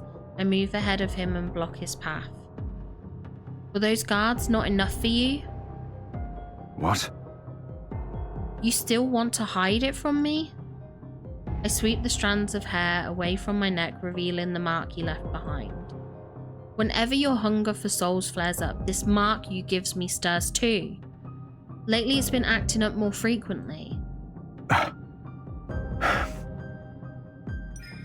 I take a step toward him. Without hesitating, I caress the area around his eye. When our skin touches again, the mark on my shoulder flares with heat, and a familiar searing pain floods through me.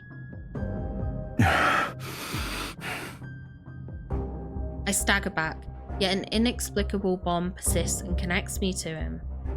Crossing the line again and again and again. Other than your desire, your audacity is boundless. Suddenly a force erupts, flinging me several steps away. I brace myself against the edge of a table, steady in my stance. As I lift my head, I notice thin wisps of dark mist slipping from beneath Sylus's hand, which covers his right eye. Sylus, you...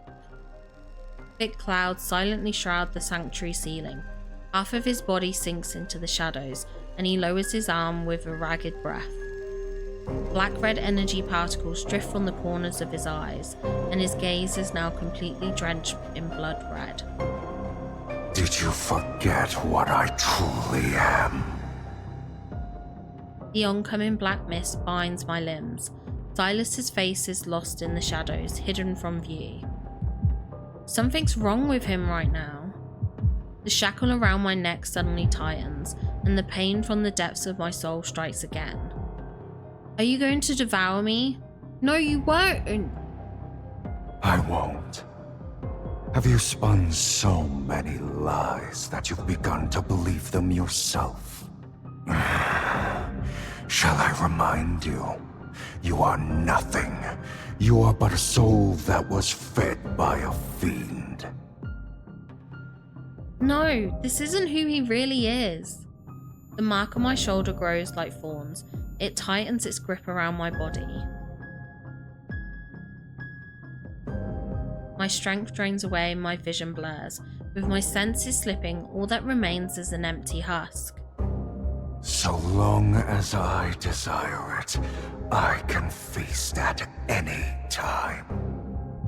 My body thrashes.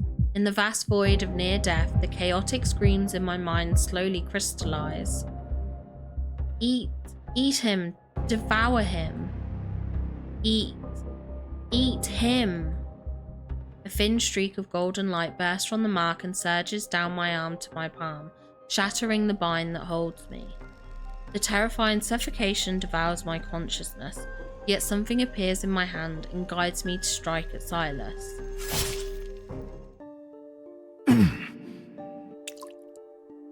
Warm liquid splashes onto my cheek. The blood-red greatsword solidifies from a phantom into reality, and I thrust it into his chest. His scarlet eyes widen in disbelief as we lock gazes, the air heavy with silence between us. The dragon! The fiend has been slain! The Judicator's oracle bursts into the sanctuary with the Legion of Justitia, their voice frantic and uneven as they shout out. Capture it! Capture it now! My hand trembles. The sword dissolves, turning into light and returning to my body. The force restraining me loses its grip. I fall onto the pristine floor of the sanctuary. No, the sword! I didn't mean to! Blood bursts from Sylus's chest, and the soldier's blades are poised right at his head. In his current condition, facing off against the Legion is a grave risk.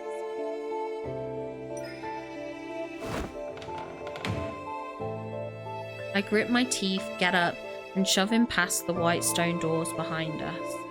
The door slams shut. I turn and snatch up a weapon, pointing it at the soldiers crowding in.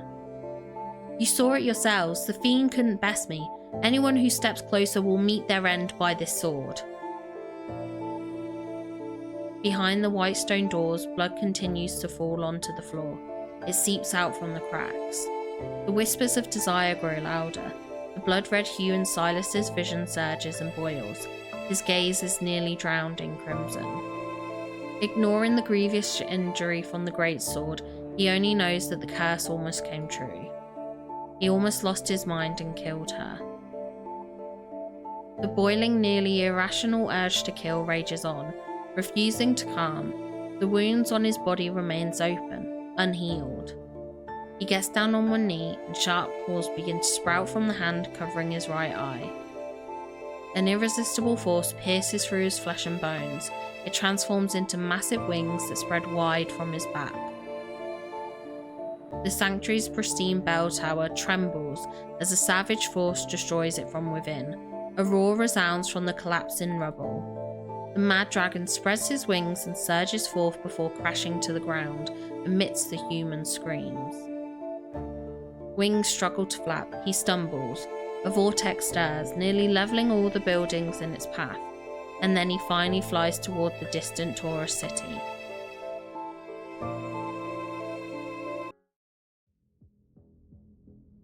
The sight of the dragon rampaging through the city and flying off toward Taurus City haunts every soul that day.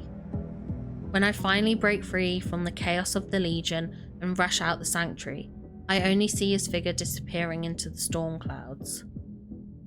The trail of blood left along his fight path makes people realise this fiend is gravely injured. Soon every faction of the Legion and every opportunist seeking to profit from the death of a dragon heads for Taurus City. I steal the armour of a dead soldier and blend into the ranks. I make my way over to the dragon as quickly as I can. I need to reach him before anyone else does, before they try to end him. Even if fate just showed me, I'm the only one who can truly kill him.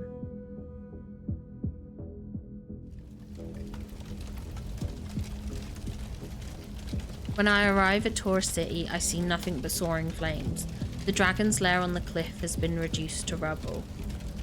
How could this have happened? The Legion of Justicia have set up numerous traps and ambushes along the way. I hear the shouts carried by the wind. The fiend is wounded! He can't have gone far. Keep looking! But where could he be? He's not in Taurus City, and he's definitely not in the Abyss. What other places? The brand on my neck burns with a pain from deep within my soul. It's pulling the soul fragment from the dragon left inside my body. My gaze unconsciously drifts across the withered forest and lands on the obsidian spire that has partially collapsed.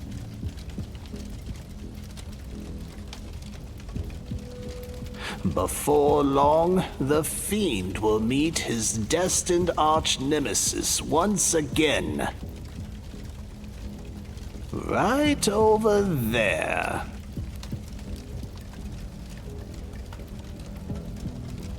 His destined arch-nemesis? I force a passing soldier off his mount, take his horse, and race toward the Black Chapel.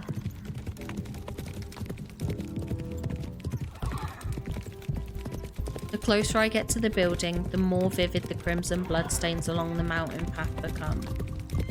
The horns and shouts calling for the dragon slowly fade, leaving only the rapid hoofbeats and my anxious heartbeat to fill the silence. By the time I reach the obsidian steps, the tiny stream of blood has nearly dried. When I push open the gate of the long-abandoned chapel, nestled deep within the forest, the cold moon hangs high in the night sky. The bright light filters through the shattered spire. Dazed, I see the dragon barely alive. He lies in the centre of the room. Sylus! There's no reply. I run over to him and pay no attention to the Legion of Justicia who have died to his claws. On the raised platform, the dragon's eyes are closed. His body is drenched in blood, the droplets dripping from the edge. How could this be? Aren't your wounds supposed to heal fast? I tried to stem the bleeding. But it's futile. His chest. This is the wound I gave him. All his wounds remain as is. They don't show any signs of healing. A sudden roar resounds as the dragon opens his eyes. A fierce gale pushes me back and slams me against a pillar.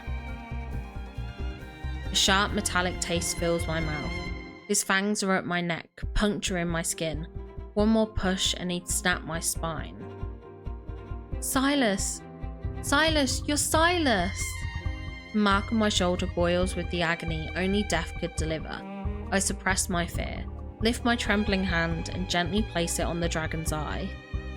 A soft requiem echoes within the spacious room. The roaring slowly subsides, as if something deep inside him stirs awake. The dragon begins to struggle violently. The bestial chaos in his eyes clears. When the song ends, his gaze finally reflects my face. Sylus! I close my eyes and press my lips against the dragon's. A moment later, a familiar figure appears before me. His lashes flutter as he stumbles, collapsing with me onto the cold floor. Sylus! Sylus, wake up! Don't fall asleep! Sylus! Black mist spills out from every wound in his body, as if the very life is being drained away. Our blood mixes together on the slippery cold floor. When my blood touches his chest that's shrouded in black mist, a sharp pain pierces my mind.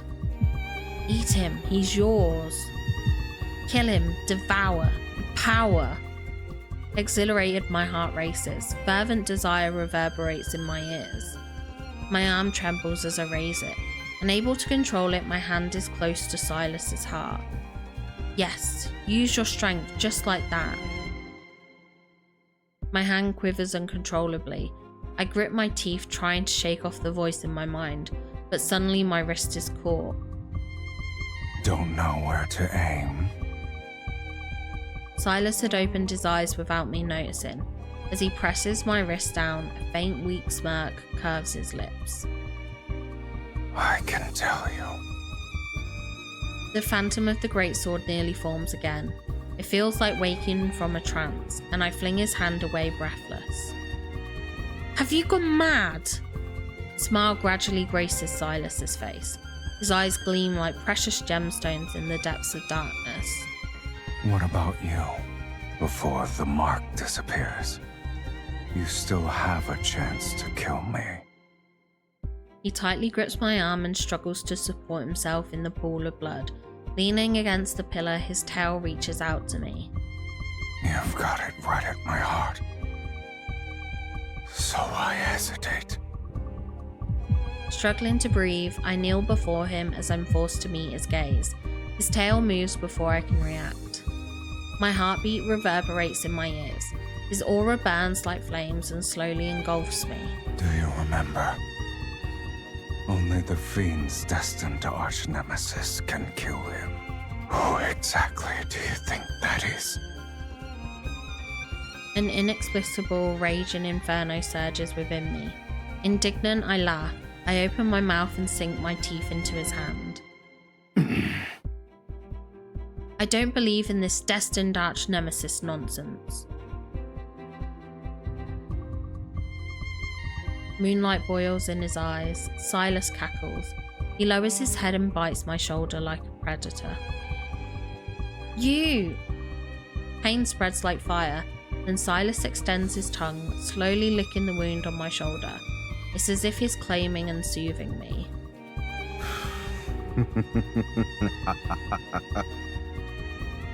If you want to push me away, now's the time.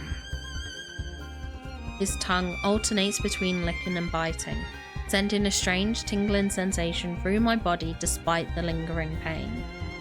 He slowly licks over my throbbing wound. Sylus tightens his grip again and again. His eyes are filled with fervent excitement and a hunger that knows no end. However, if you don't want to... The mark on my shoulder that belongs to him burns. Dizzy, I lift my gaze. My strength is draining away, but I see his wound slowly healing.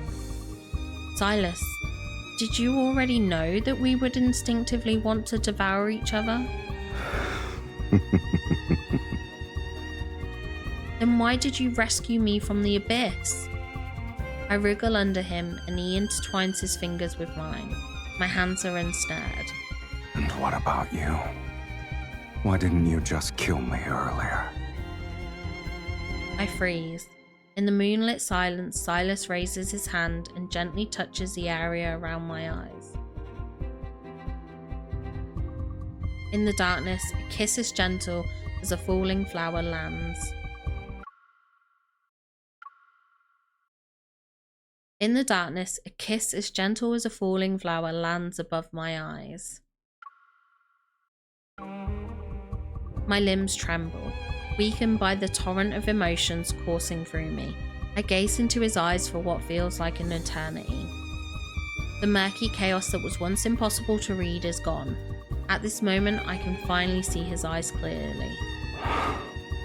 The fiend will meet his destined arch-nemesis again, at this place. I'll admit he was correct. I told you before that I'd give you 2 more chances to kill me. Now, you only have 1. In that instant, the turmoil in my heart settles, and I twist my hand to clasp his. You only said a half-truth. I told you before that I'm greedy. I live how I want, and I hate being controlled by others. If fate wants me to kill the fiend... A warm, soft golden light spills from my palm. I press it against the wound on Sylus's chest. Then I'll save him instead. Save me? Are you aware of the cost? Once we hold hands now, our lives will be bound together, along with our deaths. We must offer half our soul to the other. They'll be merged to forge an unbreakable bond. To share your life with a fiend, it might be a punishment worse than having your soul devoured. Will you truly not regret it? I said I'll live, didn't I? No matter the cost.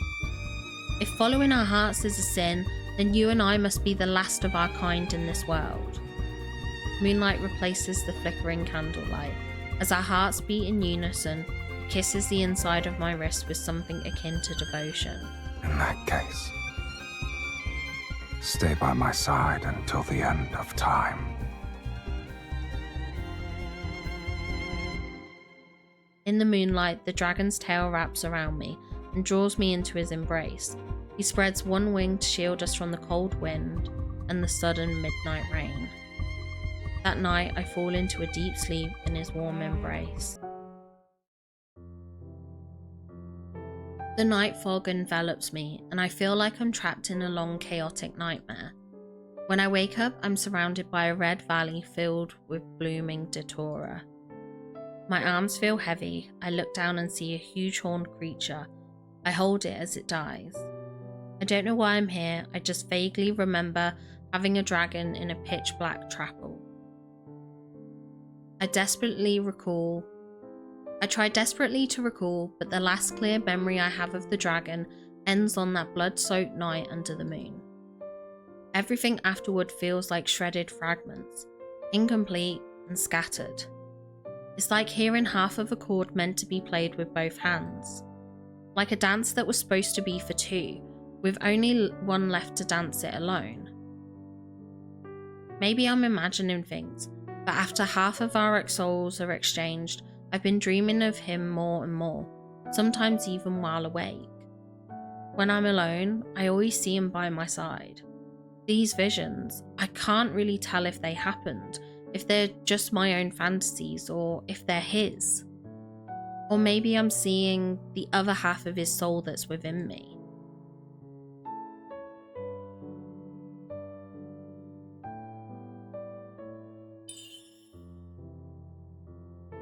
Why are you so worried? I just want to rest. I won't die. In your current state, you might not wake up at all. That song you played. It'd be nice if I could hear it again.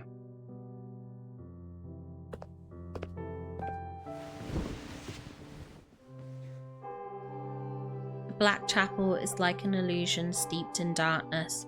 I can't remember if I finished playing that piece. But it's a requiem, a song meant for the departed. Sometimes I think we never truly left the chapel after that night. I live there with the dragon. We keep each other company, and we live a peaceful life away from everyone. On days when we tended to our wounds, we'd go hunting in the forest or disguise ourselves to shop at the market. Little by little, the chapel became filled with traces of us. On the pew there'd be the salve I mixed for his wounds the night before.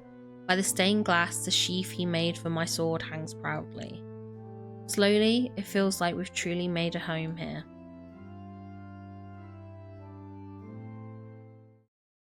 Hang this one a little higher, and be careful with this. Don't let your horns get caught on.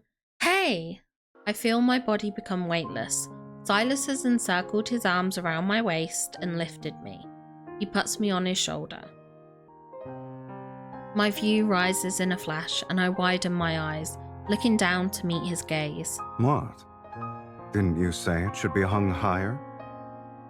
His eyes gleam with amusement. I can't help but smile too. We're more in sync than I thought. When I raise a hand, he moves smoothly, keeping one arm steady around my waist. He doesn't falter.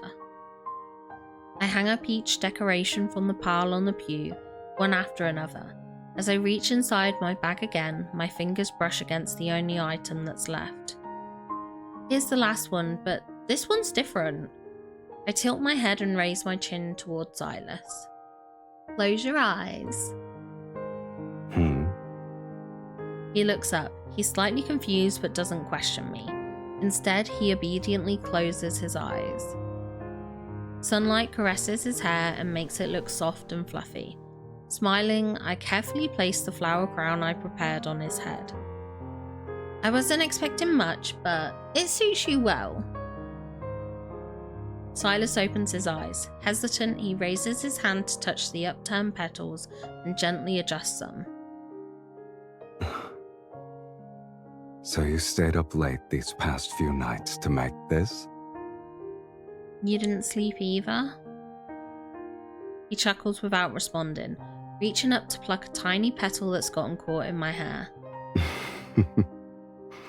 Do you like flowers?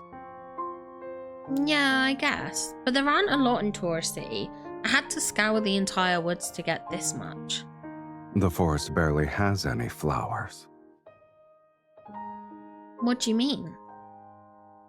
Hold on tight. Before I can finish, Sylus wraps his arms around my waist and lifts me. The air brushes past us. He lets out a hearty laugh as he spreads his wings. Since you gave me a gift, I should respond in kind.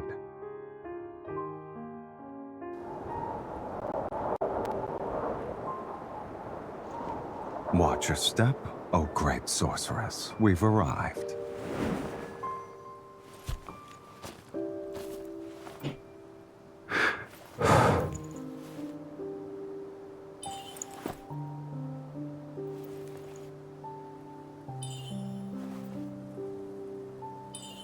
I thought there wouldn't be a place like this in Taurus City. What did you think Taurus City was like?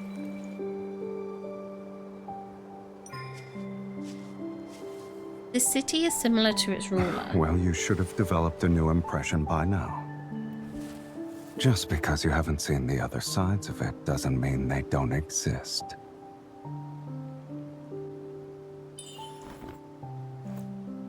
I need to take a closer look. What else haven't I seen? Have your fill? Seen enough? Wouldn't you say this angle is better?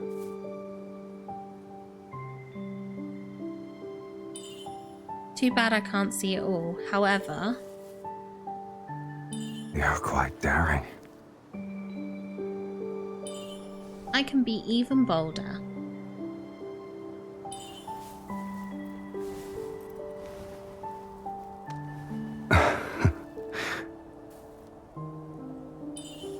Flowers suit you better than Taurus City. That's the first time someone said those words to me.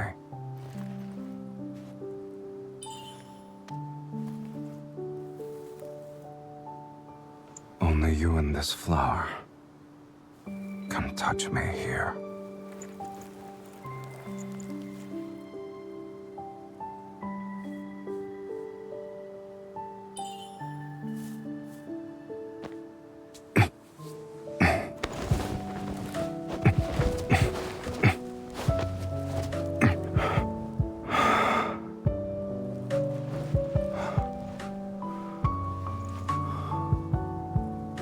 Our city can have flowers bloom everywhere, as far as the eye can see.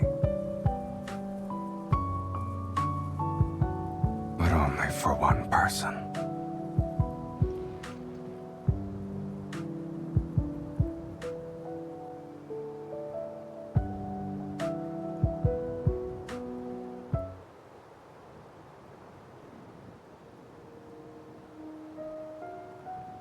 On the other side of that nightmare, the dragon never took me to the valley where flowers bloomed. On the night we exchanged souls, the sacred judicator himself led the entire legion of Drakeshadows to surround the Black Chapel. They spared no effort trying to capture the severely injured dragon. The mark the dragon left on my shoulder served as undeniable proof of my being a sorceress. The news of the fiend's death spreads throughout the land. On that day, I'm taken back to the Ivory City under the accusation of being a sorceress. They imprisoned me in the courtyard behind the ruined sanctuary. Now I can only wait to be sent to the court of Justicia. The sanctuary is cold and bleak. The cat, which has never managed to climb over the courtyard walls, has put on 10 pounds. It seems to have grown accustomed to life behind these walls, bound by invisible threads. Only I know my dragon is still alive. He flies across the abyss to find me on every moonlit night. This is a secret that only I can see.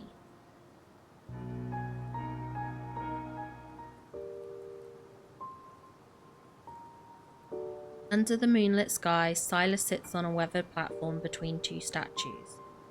As the sound of crunching grass reaches his ears, he turns his head. You're awake? Or were you struggling to fall asleep?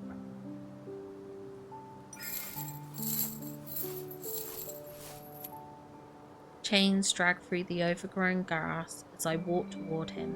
Reaching out my hand, he gently pulls me up and holds me in his arms.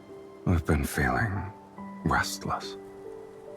I suspect it's because half of someone's soul is being noisy in my body again.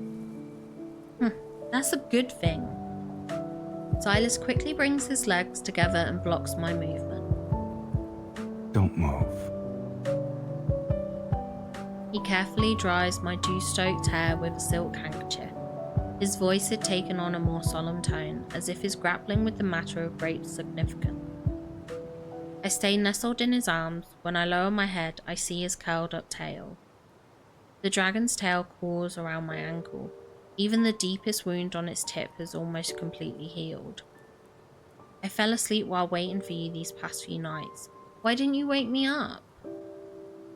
As the silk handkerchief absorbs the moisture at the ends of my hair, Sylus allows me to turn my head. A gentle smile graces his lips. Someone was dreaming and continued to say my name. Hey! I lift his chin and scrutinize him. With a relaxed grace, the corners of Sylus's mouth curl up. He nuzzles my fingers. Did you actually dream of me? Have you never dreamed of me? He doesn't speak. He just looks at me. Before I was sealed away, I did dream of you. I just didn't expect I'd be willing to dry that person's hair one day. And you also happen to be enjoying it. So what did I do in your dream exactly? Did I point a sword at you?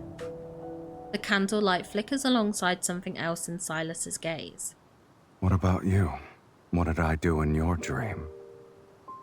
The boy from my dreams appears before me again. Under the moonlight, the horns and tail of the fiend reflect a dim glow. I meet his gaze. Numerous words bubble up within me, yet they become entangled on the tip of my tongue. On this dimly lit night, I hold him close and pour all my strength into hugging him.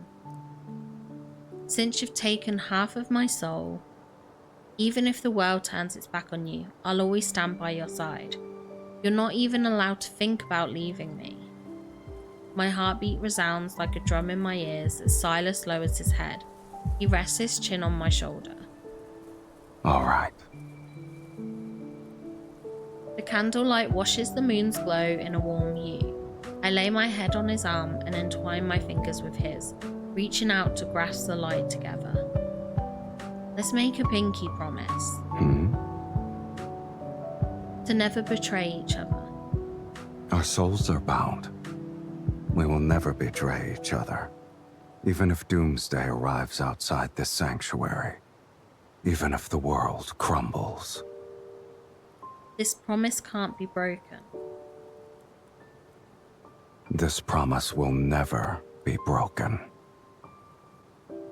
Oh, and now it's time for the last part. This is where the depression's gonna come in, I know. It wouldn't be love and depression without a bit of depression. On that dew-drenched midsummer night, time seemed to freeze in place. Every thought of the future remained sweet and light. After giving up half my soul, the greatsword never appeared again. Perhaps I lost the power to wield it, no longer able to slay the dragon. Does this mean the dragon's curse has been broken? All I can do is look toward Tara's city. But as time goes on, the half of the dragon's soul within me burns more fiercely, a fervent desire like is searing my mind. With the ever-changing days and nights, I start to forget who I am. Sometimes I'm the dragon hiding alone in the Black Chapel, other times I'm a human awaiting judgment in the sanctuary's courtyard. When I came to my senses one time, I found myself sinking my teeth into the neck of a soldier who was guarding me. The courtyard grows quieter by the day. Perhaps there are fewer people left in the Ivory City. The planet is in rapid decline. Before leaving, the last soldier tells me that their dragon has broken free from their restraints. He's gone completely mad and has nearly destroyed every city. The end of the world will be upon us. Soon this ruined planet will only have the rampaging dragon left. I haven't seen Sylus until the Doomsday Judgment arrives. They take me to the highest court of Justicia on Sylus. The court of Justicia hangs high in the sky. Under swirling red clouds, several arbiter wings symbolizing divine retribution stay silent as they circle above. Amidst the ranks of the Legion of Justicia, the sacred judicator, wearing magnificent robes, stands on the looming platform like a lifeless statue. An ancient voice reverberates across the planet, enumerating the crimes of the dragon and I have wrought upon the world, the reason why this grand execution is being held in the first place. First crime. Worshipping evil and desire, showing no repentance, letting your heart fall to corruption. Second crime. Consorting with the fiend and bearing its mark, tainting your very body with corruption. Third crime. Plundering wealth and embracing insatiable greed, actions steeped in corruption. Chains bind me at the center. Beyond the rattling of chains as the struggle, I hear nothing. Blood surges into my head, a restless fury rising in me, dragon-like and fierce. You are guilty on all 15 counts, sorceress. You shall be executed as a result, and it will be done immediately. With a shrill cry from the arbiter wings, a bolt of lightning strikes my soul. Struggling to keep me upright, my knees buckle under the weight, but before I can stand again, another bolt of lightning rips through my mind and tears apart my senses. With my face pressed against the cold floor, I recall the image of the dragon plummeting into the valley. his chest pierced by a sword. Sylus. I remember the dragon who likes that requiem, but I've never sung it to him in full. This is the first and the last time.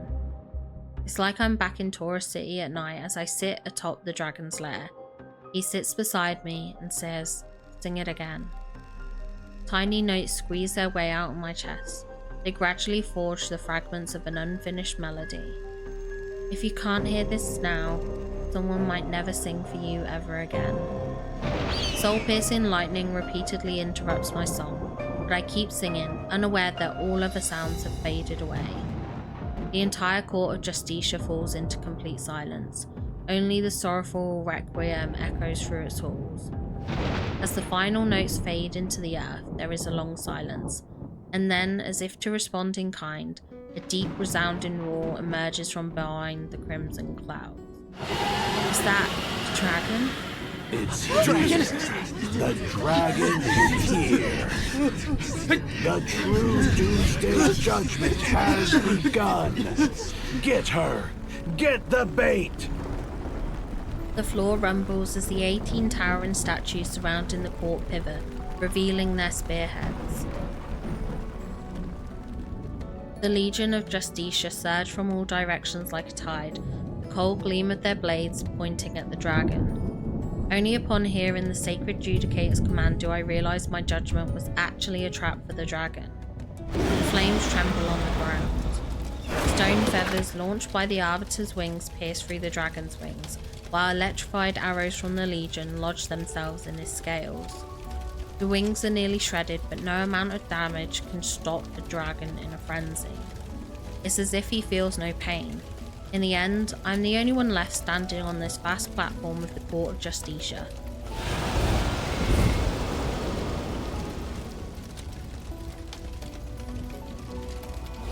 Through the clouds, the dragon, battered and broken, dives toward me, his eyes filled with nothing but the wild chaos of a beast. I know he's just a dragon now. He doesn't recognize me anymore. Closing my eyes, I recall that long drawn-out story about a dragon that I watched in a dim tavern. A man called Sylus was next to me. And in the end, the dragon plunged his bloody claws into his lover's chest. Yet a monster can never truly become a human. He cannot escape his fate as a dragon, nor can he love anyone for long.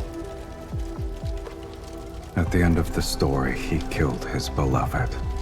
This is the dragon's curse. Yes, it's the end of another story. Facing the wind, I spread my arms. I want to embrace my dragon one last time. I don't feel an embrace nor the touch of death. Just before the dragon strike lands, I feel a hand seize my wrist. He presses my hand against his chest. I feel the resonance between two souls. Sylus. In the split second before the dragon's death blow, under the pool of our resonating souls, the blood-red greatsword reappears in my grasp. My heart lets out a silent scream, yet the sword still pierces the dragon's chest. It looks as if I were the one who plunged it in. No!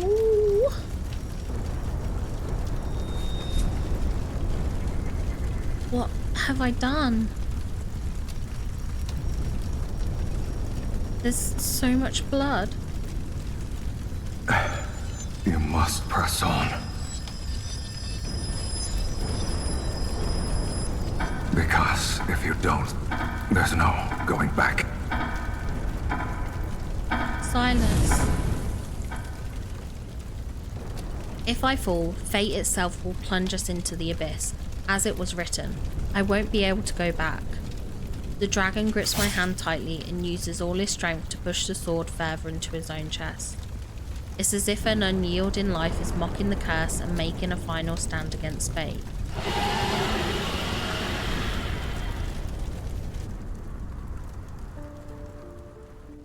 I hold onto the dragon's neck as we plummet through the clouds together. With the last bit of his strength, the dragon carries me away from the Court of Justicia.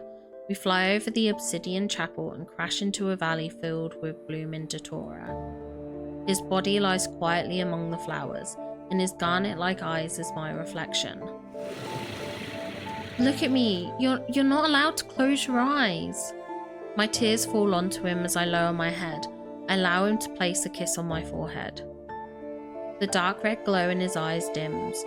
Obsidian-like crystals crawl over the dragon's scales, slowly covering his entire body. My dragon is gone. As his body disintegrates, shards of crystal begin to peel away. The wind blows through the valley, lifting those fragments like black petals wrapping around me. At that moment, it feels as if the dragon's soul is passing through my body. His life, everything about him, appears before me. Deep within a cave, the boy who grew up with dragons tightly grips the dagger. He presses the gleaming blade against the base of his tender horn. He clenches his teeth, blood flows down a moment later, and passes his right eye that's filled with rage. It's not long before they're discovered.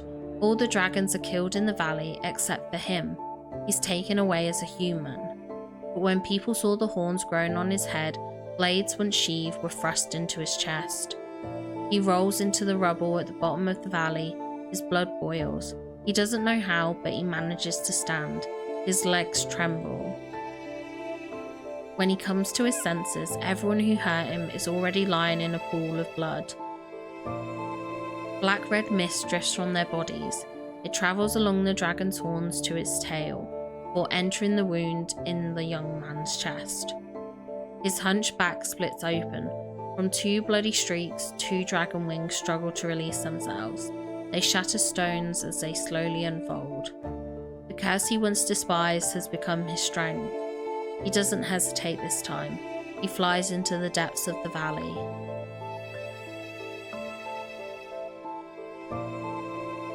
The dragon bone cradled in my arms dissolves into petals, drifting past me. Everywhere they touch, the bright red datura flowers turn black. I smell a floral fragrance. Is this the scent of his soul that carries a faint, scorching bitterness? Sylus. My beloved was born into apocalyptic terror. People cursed his existence, fabricated his sins, and celebrated his death. Only one person ever gazed into his jewel-like eyes, embraced his burning soul, and sang to him in the night wind. He had already etched the traces of his existence deep into my life. Yet his retaliation against fate pierces my chest like a sword. Sylus, I curse your soul. He says the best way to punish someone is to let them live forever. I curse your soul to never fade away. You'll always be tied to me forever. I pinched the last black petal as if grasping the final piece of his soul. This is my curse. Only I can grant you a true death. From the depths of the valley, a faint dragon's roar echoes. The petal flutters, drifting far on the wind, like a dragon returning to the clouds above. I feel something sprouting from my head like tender branches. Sharp pain pierces my spine as a dragon's tail replaces my tailbone. I walk into the valley that once embraced him. It is only after my dragon is gone that I finally become one with him. Oh! Oh my goodness! Oh my god! Oh no!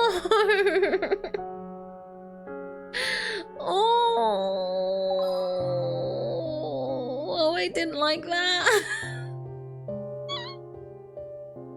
That was definitely something. Oh my gosh.